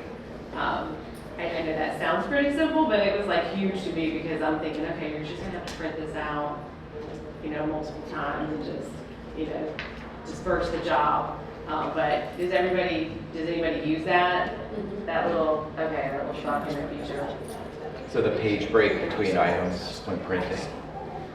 The only problem that I have with that before is the fact that you get a work order, basically, is what you're getting there. So if it goes to separate departments and they don't catch up at the top where it tells you that there's however many items with this order, then they may just go straight away and turn it into accounting. They may try to invoice just that one item out. So by separating your items like that, if your staff isn't conscious about it, then they can kind of slip through sometimes. Or you can right click and just add a line item or have it under special instructions. And this is not a multi-part, but You can always print multiple copies of the ordering table in 1 of 3, 2 of 3, 3 of 3, because if you're doing a page break, the next department isn't carrying what the rest of that job is to know what they're supposed to be doing, or at least what part of the job it is. And if it's marked as 1, 3, 2, 3, 3 of 3, and goes back to billing, then we know that we have captured all parts, and then bill that as one job. that makes sense. That's what I had originally recommended her to do. And she didn't want all the information to be on. Well, a good example would be an envelope and invitation in the mail. Okay, 3 different departments. The envelope's going to go to press, the invitation's going to go to digital, the mailing's going to go to the mailing department. So each one of them has to have their specific job ticket, rather than 3 separate job tickets. It's all part of the same one, 1, 2, 3, 4, 5 order number. Okay, 1 of 3 is highlighted as item 1, that's the envelope, press operator gets that.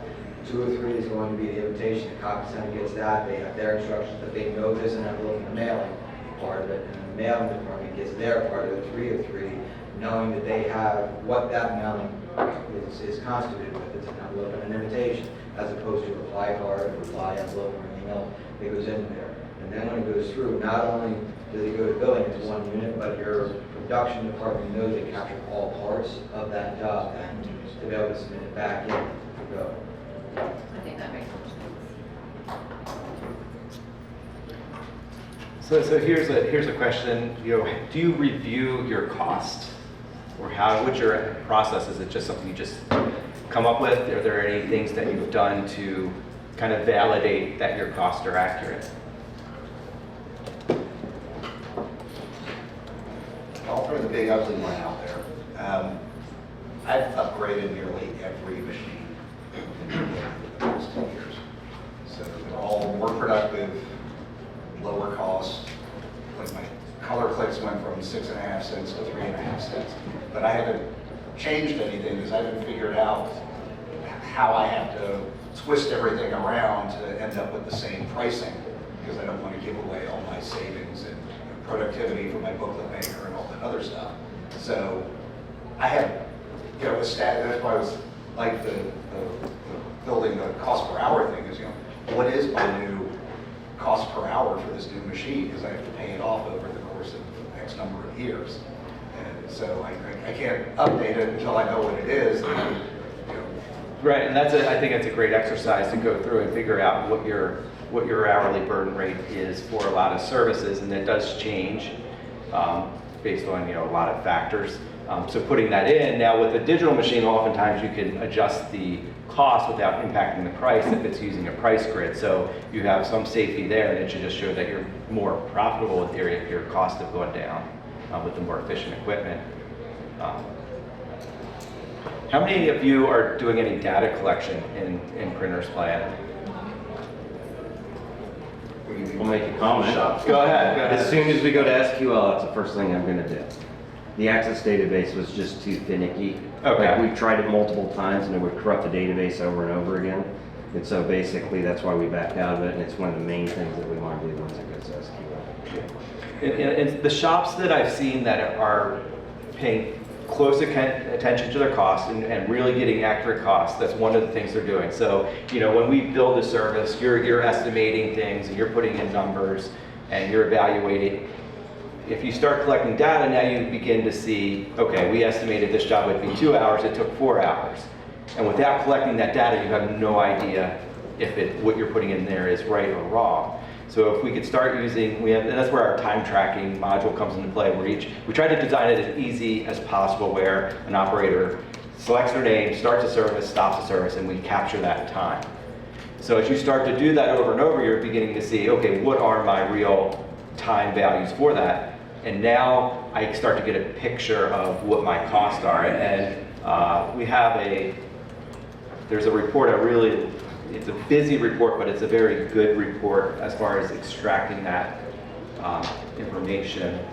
Let's see, this service is done and posted. And what this will do, and you can filter this down, but essentially what it's doing is giving you a picture of, you know, what you estimated, and then if you're collecting data, what the actual was and those differences. And then you're looking for big differences. If it's over or under, now you need to adjust.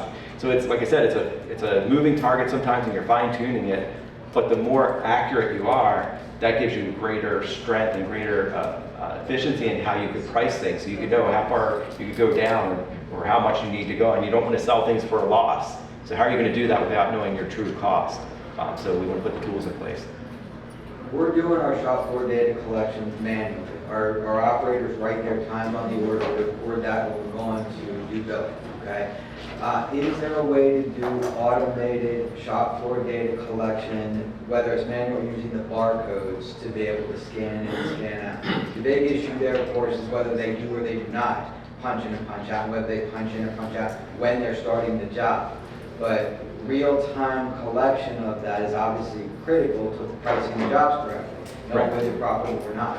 So our people have been trained for many years to write their times on the orders from the time they begin their operation till the time that it is done. Not just the time to print, but you gotta go pull paper, I gotta hang plates, I gotta get the restaurant, I gotta clean up the recipe, all those things go into it.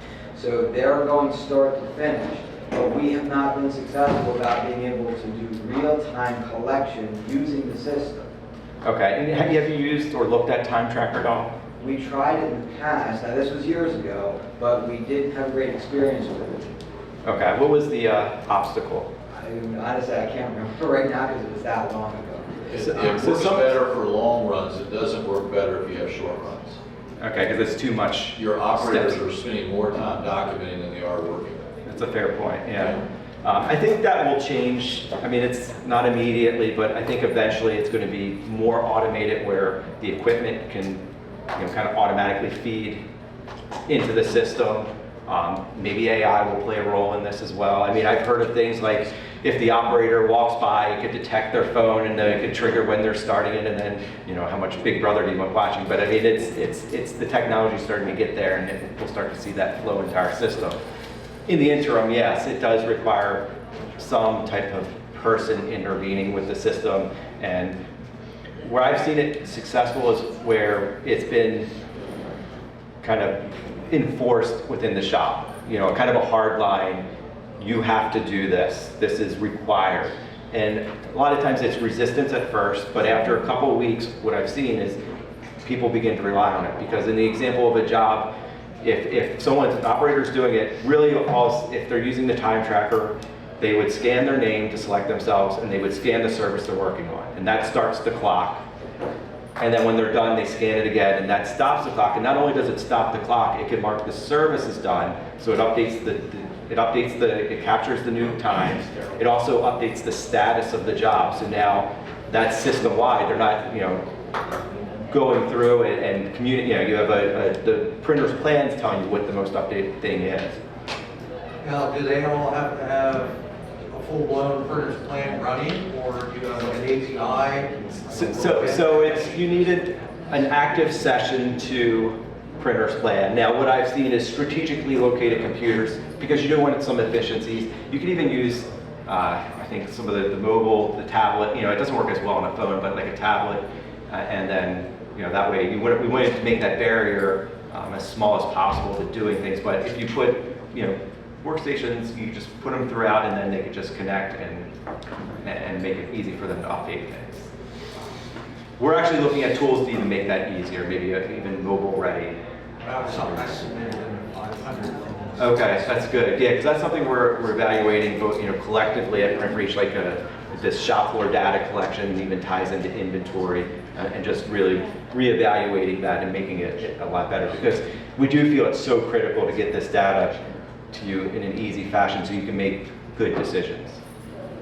So just a few things. So we do it the same way as we're still doing it the old way. We do a time tracker, we drive that. So I guess I have some questions and things.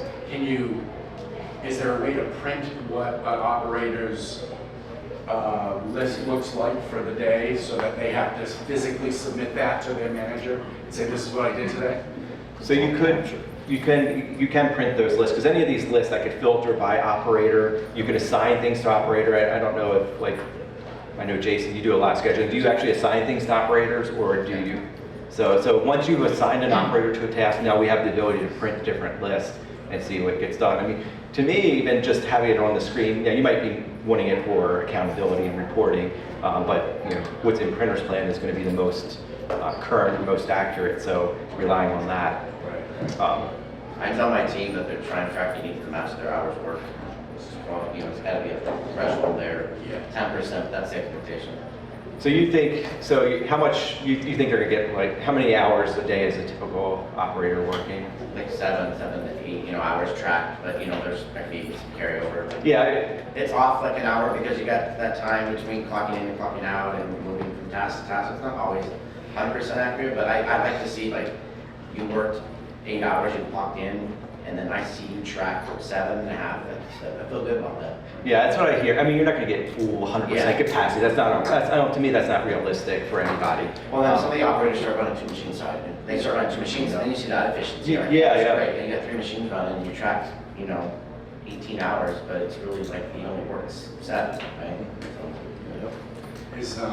Is there a way, so if they forget, or they don't, especially at the beginning, they don't remember to do it, is there a way for them to go back and look at the time? Yeah, and sometimes that's manager protected, so you can go in here and edit the task and put in the time, or they forgot to clock out. So you could fix all those things, and that's, there's a review process sometimes to see everything, and then you close it out. But then you start to build up, and to me, getting this report to show, and now I'm taking a look at my services, and then adjusting them, and now they're getting more and more accurate.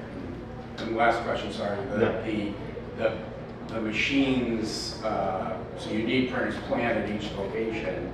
So, you know, the thing we're finding with the cloud is, we question the value to the cost, you know, it costs a lot more for the cloud, where, you know, feel like we're paying like 3 times what we were paying when we were local.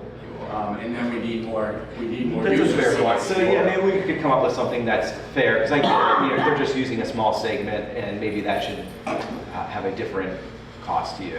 And I know we want to work with you to find something that's fair and reasonable.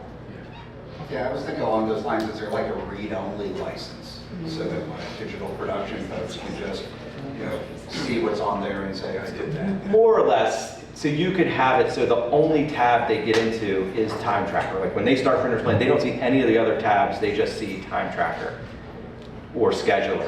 Yeah. So you could have those both. So that's, let's say it's customized workstation options. So you would go on that machine or that user's login, and then you could deselect certain tabs from showing up. And this is typically at the highest password level, so not anybody can do this. So then you would just show those 2 tabs, and I know that protects that. Does that change the pricing, or is it still a full license? So any instance of Printers Plan running concurrently will count as a seat. So that's all it's looking at now. So you have to talk to Brian to I was just gonna ask, who's your rep? talk with you. Everybody here has an account manager, and the account managers here at this conference. So if you haven't met your account managers, we should, you know, ask us, and we'll make sure we point you to them. You should meet them. You know, Julie has some, Brian has some, Jake has some. So they're always great to work with. Any other questions on data collection? Now, are you manually writing in on the jobs that detail the actual time? Operators with whatever the job ticket details all the operations that take place. Every operator, regardless of the operation, reporting their time on the job ticket, but when it gets to billing, then we have a very good detail of how much time was spent on that job compared to what was charged. Okay. And then what do you do with that information at the end? Update it in the pricing grid so we can determine proper billing. Great. We track billable hours, which is kind of the same thing. All the services and schedule have a time associated with it. And the team we have green slips, and if the time is off, they'll record it and give it to me. But for the most part, we don't track it. It's just more time on the work order to track all those times. And I gave up on all the fight with cell phones and everything, and that each employee has to bill at least 32 hours out a week. That's the goal. If they go over, it's great. If they go under, we want to know what happened. And it keeps everybody working pretty steadily. Is anyone else collecting data in some way and using it to inform their cost adjustments? Yeah, we kind of have the same thing. We have manual sheets going around right now where everybody just records their time, and then the amount of sheets used just to see if our waste is correct. And all that kind of Yeah, stuff. because that's and then another. we'll bring that back in and then can make adjustments to all of that stuff.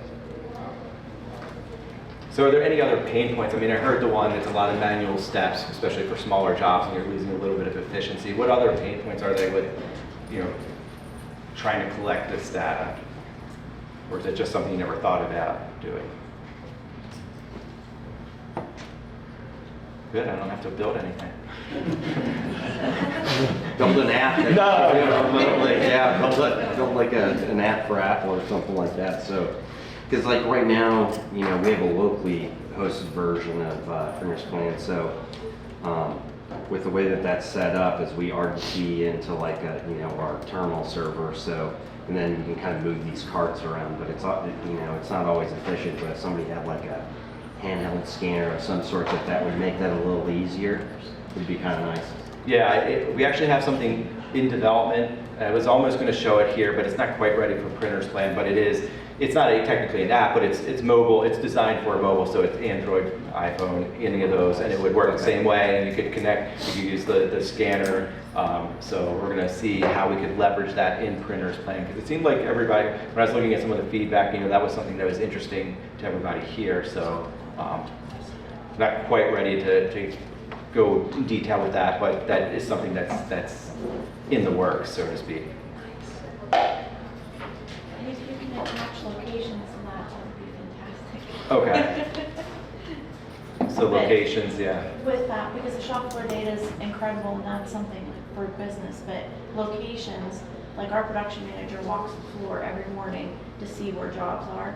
So you're And- looking for the location of the job. Correct. So if they're scanning in and out, like why not have it do something else? So when they scan out of it, that we know, and I know it'll check it off. Right. But that's then him digging into the jobs too, so that's not super efficient. But if he could just see, like, okay, this job's here, or if we're in our morning meeting and we can go in, and see those without having to dig into the job, Unfortunately, this is, that would be great.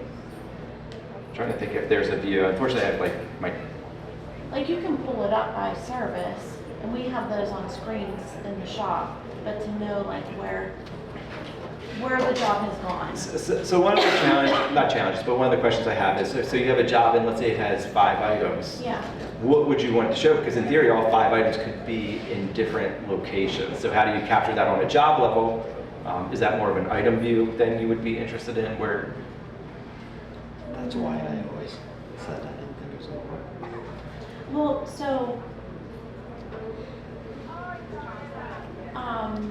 previous life use Princeton, and you could actually you could move the locations, like I just made up like 64 was bindery, and the operator would move it into bindery. If it was a multi-part job, when I was production manager, I would just note that, or my operators knew to note, like, envelopes done. Okay. And then they would move it, so it's not perfect, but it still gave you an idea, like not looking for perfection on it, but just So something. maybe like the job tags that we were talking about yesterday Yes, and being able to yes. scan that and do that. Any other, Drew, you had a question? Yeah, I was just gonna say, so we use another program called Smart Sheets, like a online Excel thing that everybody, all the CSRs use to track their work in progress.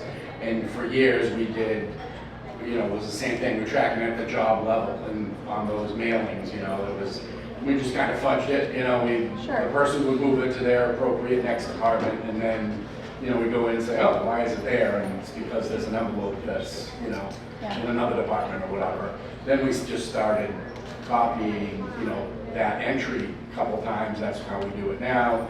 One denotes the envelope, one denotes the piece that goes inside, one denotes the mailing services, and that way they can move them individually.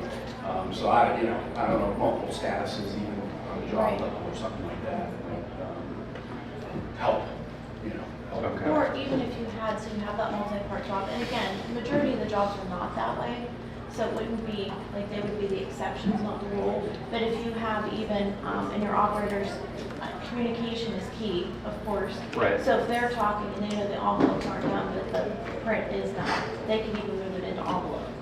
Okay. Or whatever that location is that you suggest, you have it titled as. Okay, that's good. That's good feedback. So. How are you guys tracking like graphics? So if somebody wants to design a logo, how are you tracking the time? Are you having them write it in manually from start to stop, or how is? They write it in. Our guy on the back of the order, he initials it, puts start time, stop time, goes out, and has corrections, it comes back, and then on that list, once it gets all the way back to billing, then they can see the total time worked on that job. Because a lot of times there's so many back and forths. Yeah. And so that's how he's tracking his time. Okay. And we just add it up at the end, so it's more of a manual process. So the reason why, is it just challenging for the team to log in and time track using Time Tracker, and that's why the manual writings, or is it hard to pull the report to get the information you need? Because it seems like everybody's saying we're writing it down, right? That seems like the common, we're writing it on the work order, and then someone's having to review that and then add that all up, but the data could be potentially in printer's plan. So is that just a functionality thing that's difficult to pull reporting? For us, it's just practicality. Yeah. I mean, this stuff is moving so fast. For like graphic artists to have printer's plan on there, log in, put his time on, whereas when he's working on that job, he opens the job ticket, pulls the thing out, flips it over to his side, he's working on the job, boom, he's done with it, prints up through, puts time on there, feeds it back through. It's just, I feel like I'd rather him be working Yeah. than spending time. That seems to be a common thing, Paul, if you think about it, everybody's talking about how that like capture, an easy way to capture that, because we do want it in here, and we have the places for it, but it's the mechanism to do Yeah. that. What would be great, Right. yeah, is if, like, somebody said about a scanner, okay?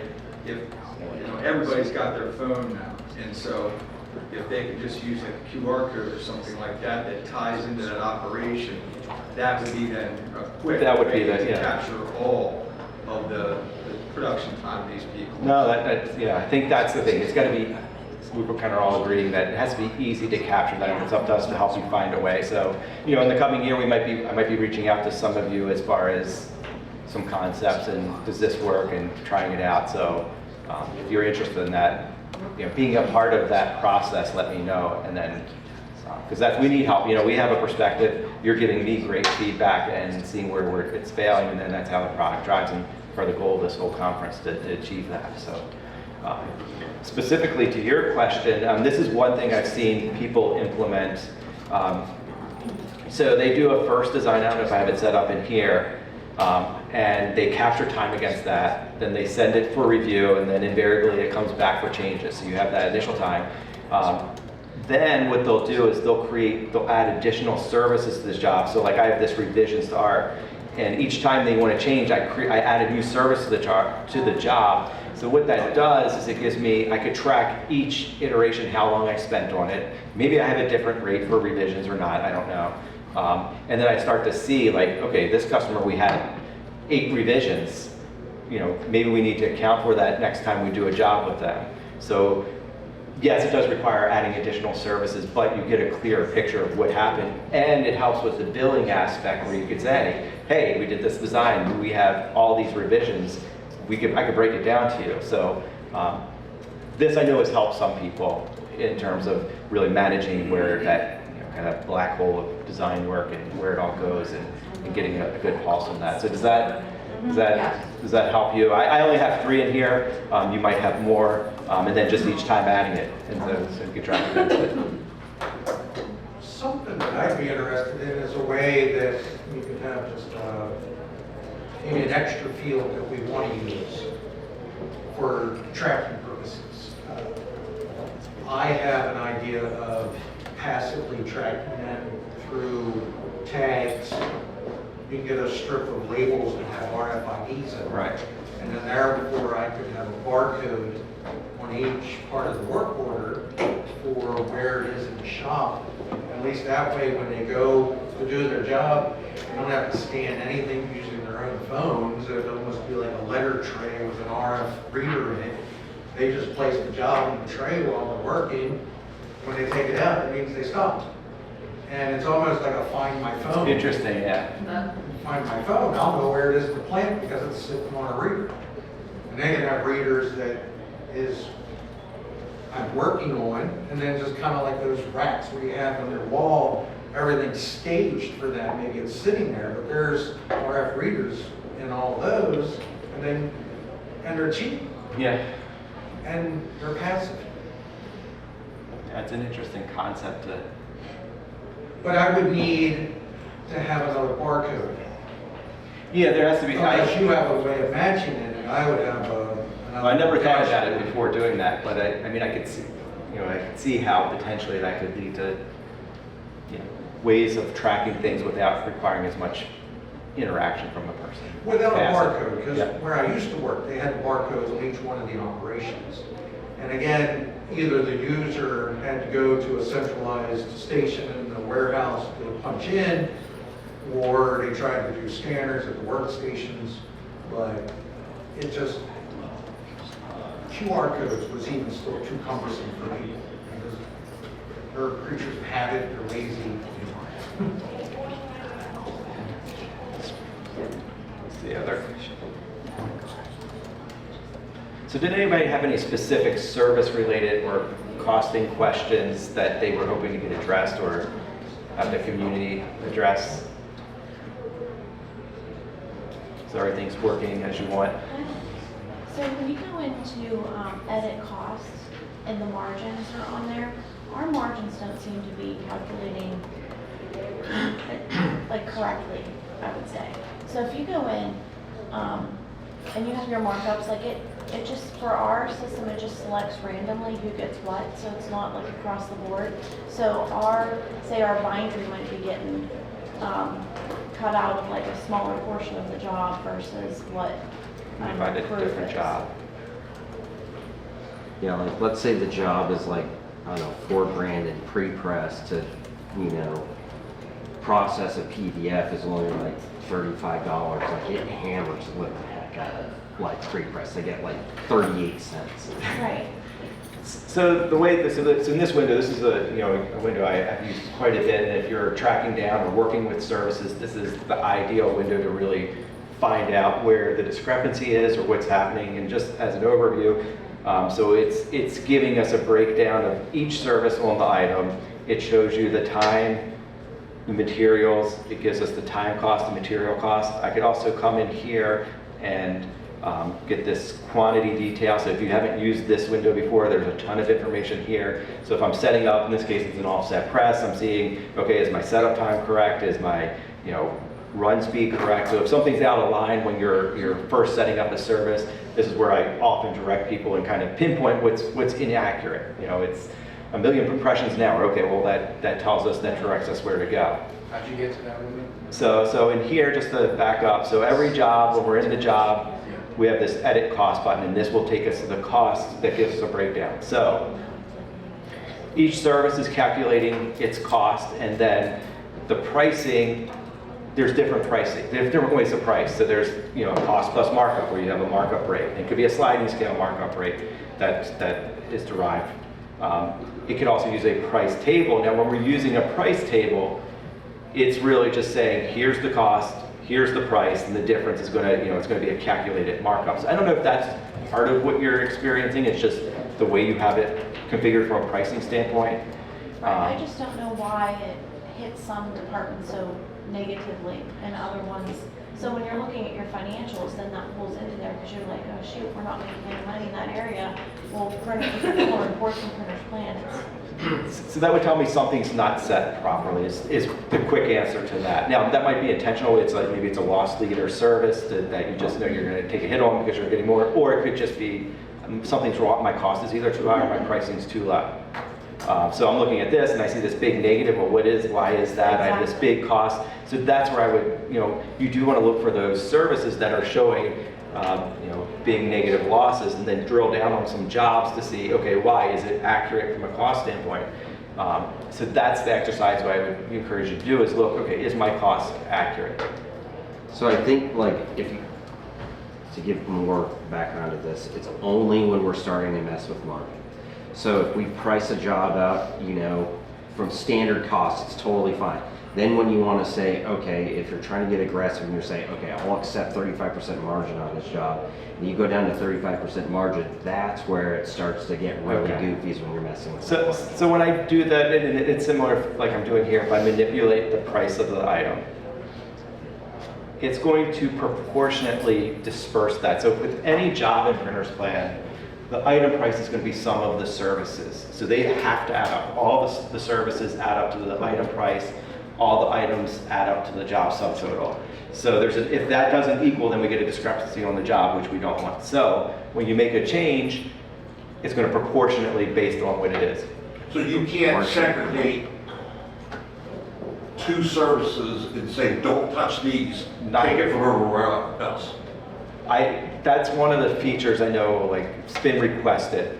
Maybe like a good example of this is like an outside or brokered service where you're locked in, you don't want to change that, but everything else you want to manipulate. So the concept or the idea is you lock some of the services, and then if you change the price, it only affects the other 5 services. Yeah. So the long way to do that is you could go through each of these fields and manually change them, and then you get the same effect. But it's a more labor-intensive process. We do have some of them locked so they can't go below a certain, like as a general rule. Minimum price on the service. Correct. Yeah.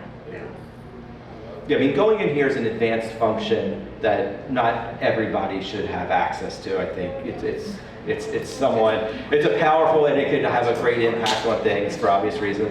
I'll get you next. Go ahead, Drew. Sorry, it's not, I know this window very well, except I didn't know how you got to the next one. You had another one that came up, that showed service, I think it was services or something. Oh, it was quantity. Quantity detail. So there's One that had services listed or something. preview service. This will preview the service of whatever is selected. That's the other thing I didn't mention. It's whatever service is selected, this quantity detail. And some will have more information, like a digital or an offset press will have a lot more details. So just make sure you're in that row, and then you can evaluate that service. How do you, oh, sorry. Go ahead, I'll get you it. Is there a way to allow people to see it but not edit it? There's something. I don't remember. I have to check. I'll have to double check. Because I thought we might have said view cost, but not. Yeah, I've tried it multiple different ways and not been able to find it, because there's some people in the plan who like them to actually see all that, but I don't want the people to change any of that. So you want to see like the materials and the time? I know this view cost has some information. Yeah, I'd like them to be able to see time, expected basically to do it, and the materials in particular used, or at least quoted to be used. I mean, because they do see, like on this main window, they do see the time and the quantities for services, but I'll have to check. I'll have to double check on that one. There are times I'd like them to see it, but especially like a sales rep, I don't want them to be able to edit it. Right. Go ahead. Oh, how do you lock the services?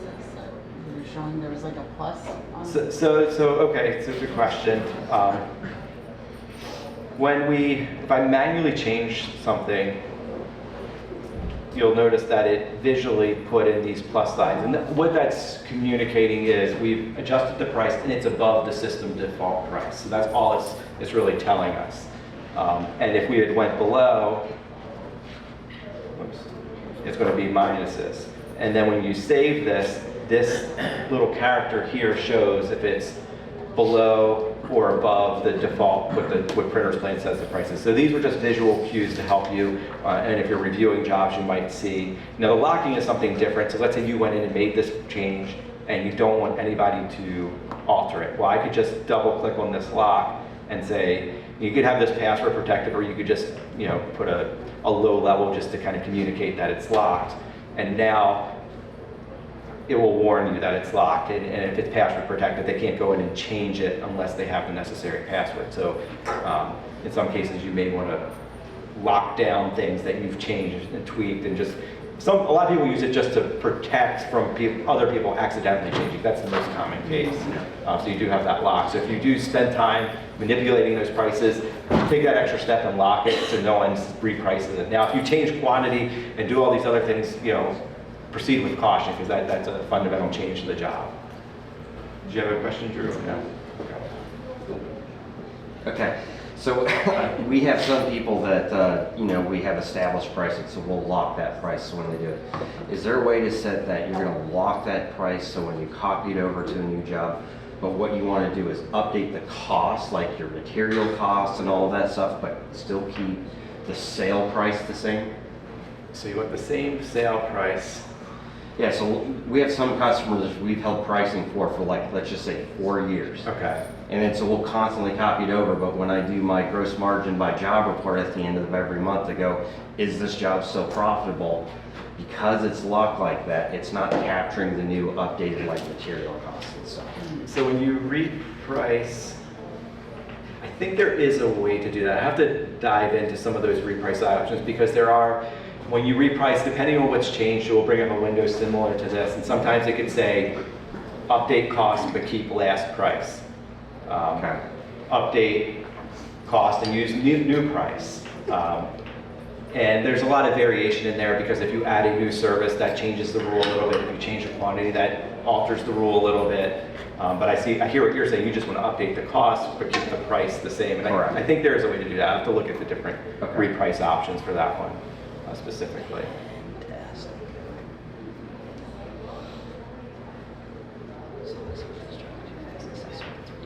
Does anybody have questions on this window? Does this window confuse most people? I know it comes up quite a bit. On the window that I have, I get 4 or 5 options. And one of those options is to save the price and adjust the default costs. Right. That's not what my window looks like. It will depend. It will depend on what changed. So like in this one, I didn't have the circumstances that caused it to bring up the full selection. I think if I were to come in here and try to remember I think a quantity change is pretty significant, and if I add a service to the job.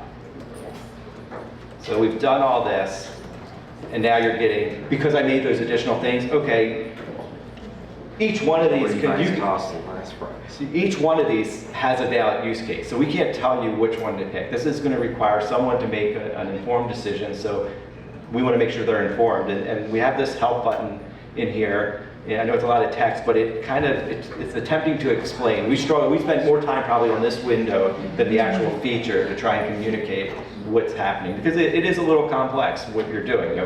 Are you locked into the price? Why can't I keep the price the same? Oh, maybe I want the locked price plus the new services. I think that's this one, this revised cost and price. So I'm saying, okay, we added these extra services. They have an additional fee of $33. So I want to 500 plus the 33. That's what I want in this case.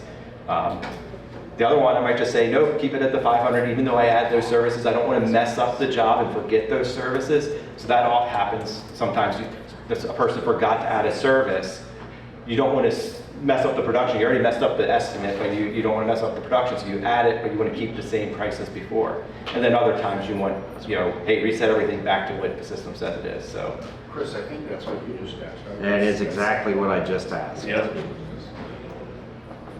So it depends. Go ahead, John. So one thing you do have to be careful with there is when you tell them not to update the price, it sometimes doesn't update the paper. Like if you do change the quantity, we've run into situations where we got the press room and realized we had a lot less paper needed. And I'm not sure if it has to do with the lock. It may have. But what we've pretty much learned to do is always use, keep the 500 in our head, go ahead and use the green option, then set the price back, because if we don't, it doesn't calculate the paper rate. Okay. Yeah, usually if you choose any of the default costs, that triggers it to recalculate the cost. Now, I think it's using the second option on a locked shop is what's causing that. And then it could matter if things have been tracked and marked as done in production. So there are some variations to the rules which could impact things. But yeah, this is obviously an important window to understand and get familiar with. Any other questions on this specific window? Does it make a little more sense now, hopefully, as to what it's doing? And if you ever get stuck, just click that help and try and read through our text. And then I know another technique, if it's going to be a lot of changes, sometimes you just duplicate the item. That way you don't lose the source, the original one, and then you can make changes and see how those changes impact the item. So that's an even safer mechanism to do that.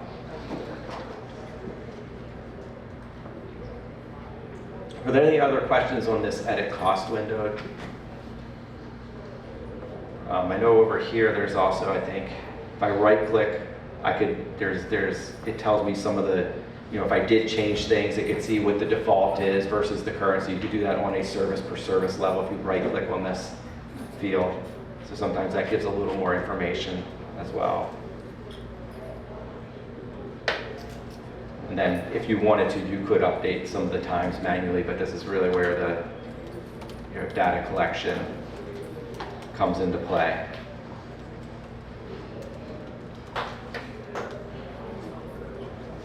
See if any other questions. We talked about the cost multiplier.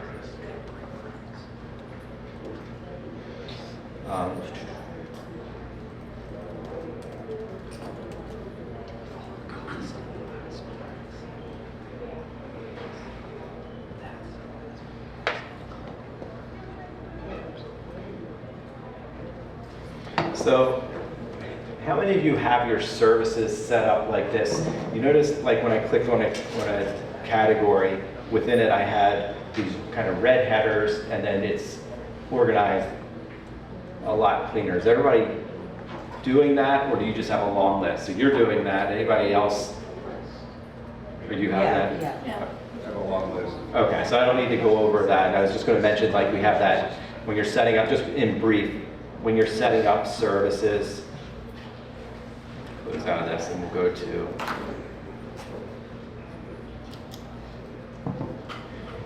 when you're setting up a service, at the top right corner, there's this, you have three options. It's either an active service, active plus group header, and discontinued, which is, you know, a hidden service. That's pretty self-explanatory, but this active plus group header will tell it to create that kind of that red line, and then any service that starts with the first name, so like this banner, I'll have the first one as the active plus group header, and then the rest will just be active, and that kind of creates that division automatically. So just makes it more legible for people who are entering service, so you can organize those things.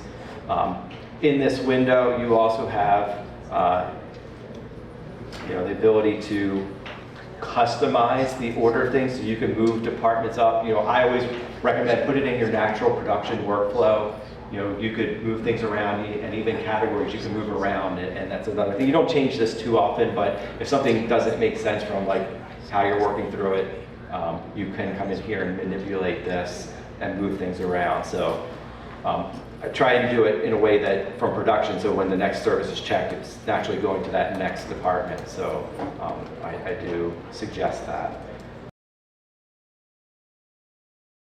So some of the things we've already kind of talked upon, and just kind of as a little backdrop, you know, when we look at PrintReach as a whole, when we're evaluating what to add to the program, we're focusing on several things. You know, we want features that drive growth for you, you know, obviously, and also features that optimize workflows and, you know, increase efficiencies. We know that's, you know, that as the margins decrease, the ability to reduce cost and touches has a big impact.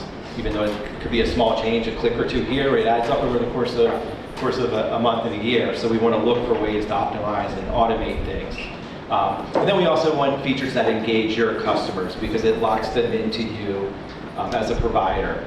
You know, we've sometimes called it the Amazon effect. Everybody's familiar with Amazon. If you're logged in, you know, if you find it on Amazon, chances are you're going to order it there. And we want that same effect for what you're offering to your customers. So that's part of our mindset. And then we want to begin expanding on features that deliver insights. So, you know, pulling in data, giving you data to make good decisions. We talked about the workflow.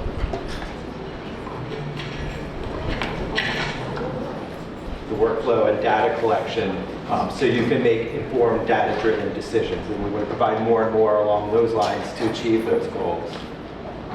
And then as far as sources of features, a lot of it is customer-driven. So, you know, our team is in constant communication with customers, and there's often good ideas that come in, and they all funnel into our you know, we have a stack of feature requests, and we evaluate those and rank those based on many different categories.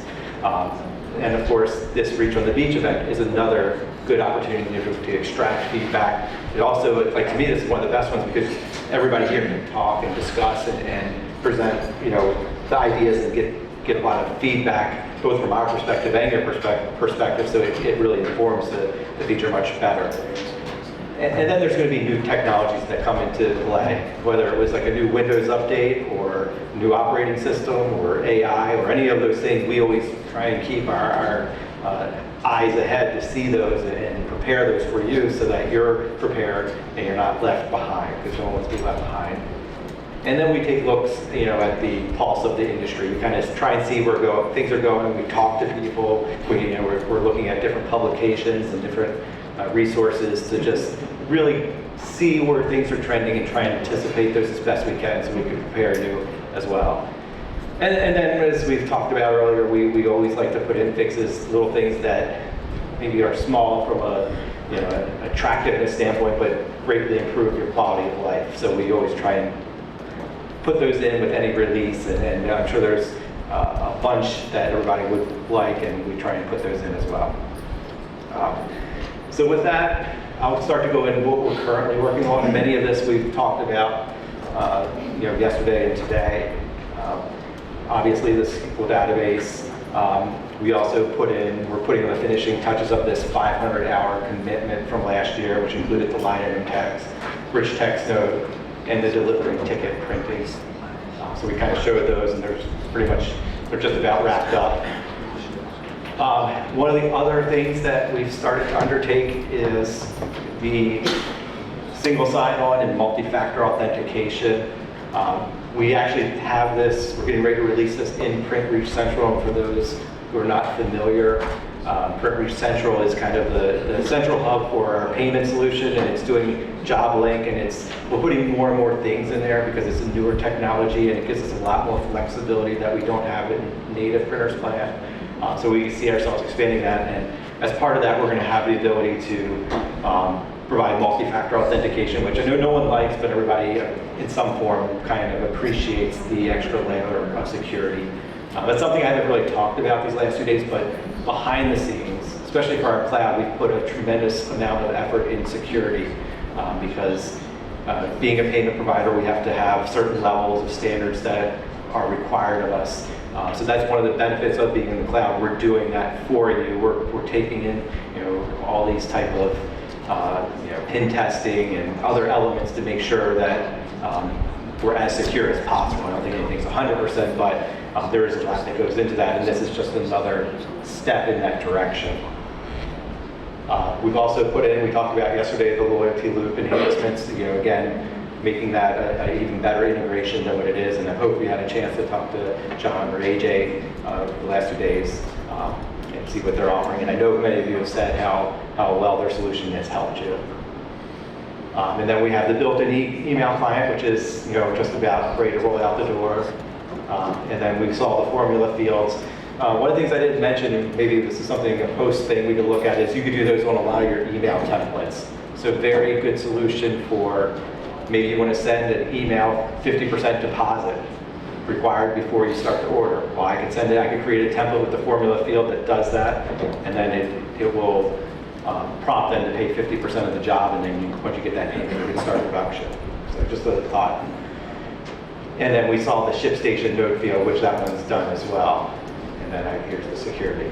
So as we wrap up this, then we're going to kind of turn the page and start our next level. So these are what I'm calling next. So these are, we're starting to plan out and map out. They're probably more solid in terms of being able to bring to fruition.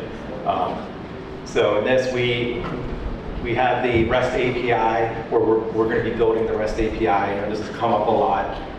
And in short, this is going to allow you to have third-party applications run tasks or pull data from the Printers Plan database in an effective way. So it really gives us a lot of runway as far as what we want to do or what you want to do in the future. So it kind of opens the door to new opportunities that we weren't previously able to offer. AI features, we're still, playing around with different concepts, and I know Brandon talked about some yesterday, and we have some other ideas that we didn't quite fully show, but we're working on. But there is a big initiative to have some form of AI feature. We know it's going to evolve quite a bit over time as AI evolves almost daily. Another big one that's on our horizon is business automation. So with this, we want to put in things not only, probably the first target might be sending invoices automatically, sending quotes or following up with quotes. And then another form of that is maybe creating workflow automations. Hey, when status is done, do this. So it kind of expands out once you start to think of all the tasks you want to automate on triggered or scheduled events. So we're starting to lay the foundation. Actually, some of the things we've already built laid the foundation to be able to offer these solutions. Curious on this one. This has come up from time to time. Who uses QuickBooks and who uses QuickBooks Online? So a couple of you. So it seems like every year QuickBooks is saying they're going to stop desktop and only have the online version. I don't know when that's actually going to take place, but one of the items we're looking at, this is PrintReach wide in its entirety, is to have a robust API integration with QBO. So the idea would be you create a job in Printers Plan, and then you could maybe trigger it to go and create the exact same thing in QuickBooks, and then if a payment's made, so any action is reciprocated in both programs. So it's more of a seamless integration. So that's something that has been asked for, and so it's on our roadmap. And this one, we talked about JobLink yesterday, and currently you're able to view quotes and turn them into orders and then pay things. You could also go in and have your customers see a list of all their open invoices and pay those. But what we haven't built yet is the ability for your customers to reorder from their history. They can really just kind of order from a quote and turn that in. We want to extend that so that they can do history reorders. Now, there's some complications, and it's mainly those options we talked about. Well, what if they want to change the quantity? What if do you want to show the new price? Do you want the old price? What do you want to happen when they take that action? So we'll probably have to configure some options that you could put in there to address most use cases. So that's probably the only complexity with it, but that is something we certainly want to offer. And then within Printers Plan, I mentioned we have the PrintReach Central one, but we want to have a form of, there's really no login to Printers Plan application. It's, you open it up, you can have password levels, and you can assign a user, but it's not really a login where it knows who you are as an operator with your own password. So we're going to put that in place. It's really becoming a necessity in today's climate. So that's on the horizon. Another one, this is called PrintReach Drive, and it's a tool that we want you guys to leverage to really help you manage your assets. Asset management is becoming more and more complicated, and we want to have this, it's like a library almost of documents, files, whether associated with a job, with a customer. This will also allow us to get into things such as proofing. So one of our visions is, you have a designer, they build some type of asset, and then they, in a few clicks, we have it saved to our PrintReach Drive, and it's automatically linked to the job. So now you can send out a proof request, and then it can get approved. And because it's connected to Printers Plan and to this drive, we can do all sorts of things. Whether it's updating the job in Printers Plan, maybe it's starting a workflow or production process because of that. So by having it centralized in this drive, it gives you access to these assets. It also potentially gives your customers access to their files, so they could start managing their assets and updating things. And there's going to be some AI tie-ins to this where it can read the file, know which type of file it is, and then you can make business decisions off of that. So Brandon's been working really hard on getting this, and we're actually starting to get some demonstratable features with it. Not quite ready for this show on the Printers Plan side, but it's coming close, and I'm really eager to see how this will play out, especially when I kind of tie this into proofing, which is something we've always wanted to do, but didn't quite have the capability. This brings us a lot closer, along with the business automation. Those two together will give us a more robust proofing capability. And then we're going to put in some other fixes and improvements that would come up, some that have come from this conference itself, that maybe are some shortcomings or just simple things we could adjust. So these are the things we're going to be actively working on. From a timeline standpoint, it's kind of it's hard to give a definitive timeline because we have to get SQL out the door and all these things, but it's kind of, that's what's on deck. So throughout the rest of this year, we'll be working on those things. And then we get to our third bucket, which is later. So these are something we plan to maybe even have a lot of discussions about, but nothing where we've said it's elevated above the timeline of the items I previously mentioned. But of course, we have this 5 hours, which we call Shape the Future, that this collectively we'll vote on. So that's going to be, we'll do that before next year at this time. So it might be beginning Q1 of next year, but that's going to be something obviously we dedicate time towards. Some data analytics and an information dashboard. So we already actually have some concepts of this. It's just a little early we need some of these other precursors to be built in order to provide these things, but that's on the horizon. This one is a tough one, but we see there is a path to it. It just requires some incremental steps to do it. And the vision, I never want to detract too away from what you're familiar with as a form of Printers Plan, how you add jobs. but it can evolve. That's the best way I can describe it, where it feels the same, but it looks much better. And that's the approach we're going to take. So, you know, we know it's a little dated, works great. So, you know, function is still top, and now we can just complement that with an updated UI. Shipping automations, and what I mean by this one is we saw there's a lot of clicks to create a shipping record. So we're going to take the idea is to take a deep dive in this, and maybe there are ways that we could streamline this process, and that would be a great benefit to everybody.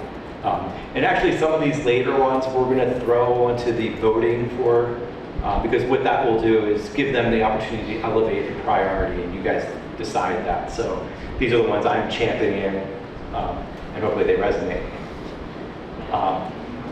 An hourly burden rate calculator. So we have the field for most services where you put in the cost per hour, and currently we advise you, well, there's forms out there, you can go to Google, and nowadays you can go to ChatGPT to probably get an informed rate. But we want to put some more strategy in that, and maybe even implement some AI techniques that can greatly assist you in doing that. Maybe it's reading past data and saying, okay, based on this is what it should be. Now it requires you to have good data in the system. But so that's kind of the vision behind it. It's not fully fleshed out, but the concept is there. Print Reach Central, this is another one where your customers can see their orders and quotes, but we actually didn't build it yet where you can see from a business owner or business perspective, see all the orders, all the quotes. So providing that interface for you so you can do more and more things in Print Reach Central, especially from a billing standpoint, maybe exposing more of those things. So that's something on our radar. And then we did talk about this a little earlier, but you know, revamping the whole inventory and data collection, making it mobile friendly, easier to use, and looking for ways that we can capture data without becoming so burdensome. So this is something that we actually, like I said, we might have some things in place sooner or later on that. And then this one, and I think I've talked about it before, we just never elevated to where we're doing it, is currently when you generate a purchase order on a job, if you're not familiar with it, you can right click on a service and say generate PO. But it's limited to one service. So the concept would be, it could check a job and see if there are multiple services for the same vendor, and then it could combine those in. And so that's fundamentally how I would approach it. Maybe there'll be other ways to combine things even if they're not the same vendor, but most likely like that. So that would kind of streamline that process. And then, I don't know if anybody is interested in this, but having scheduled payments, recurring payments. I've had people ask me that in the past. It's just, I've never brought it up to the top because I don't know if it has impacted a lot of people. And this would apply if you have like certain, maybe you have monthly invoices that go out and you just want to automatically charge the card. Or maybe you have an invoice that has a big amount and you just want to say, okay, do 6 payments of X amount of dollars and charge it the first day of the month, so you could offer that to your customers. So that's kind of the idea behind that. And if you feel it's worthwhile, then you could certainly spend time doing it.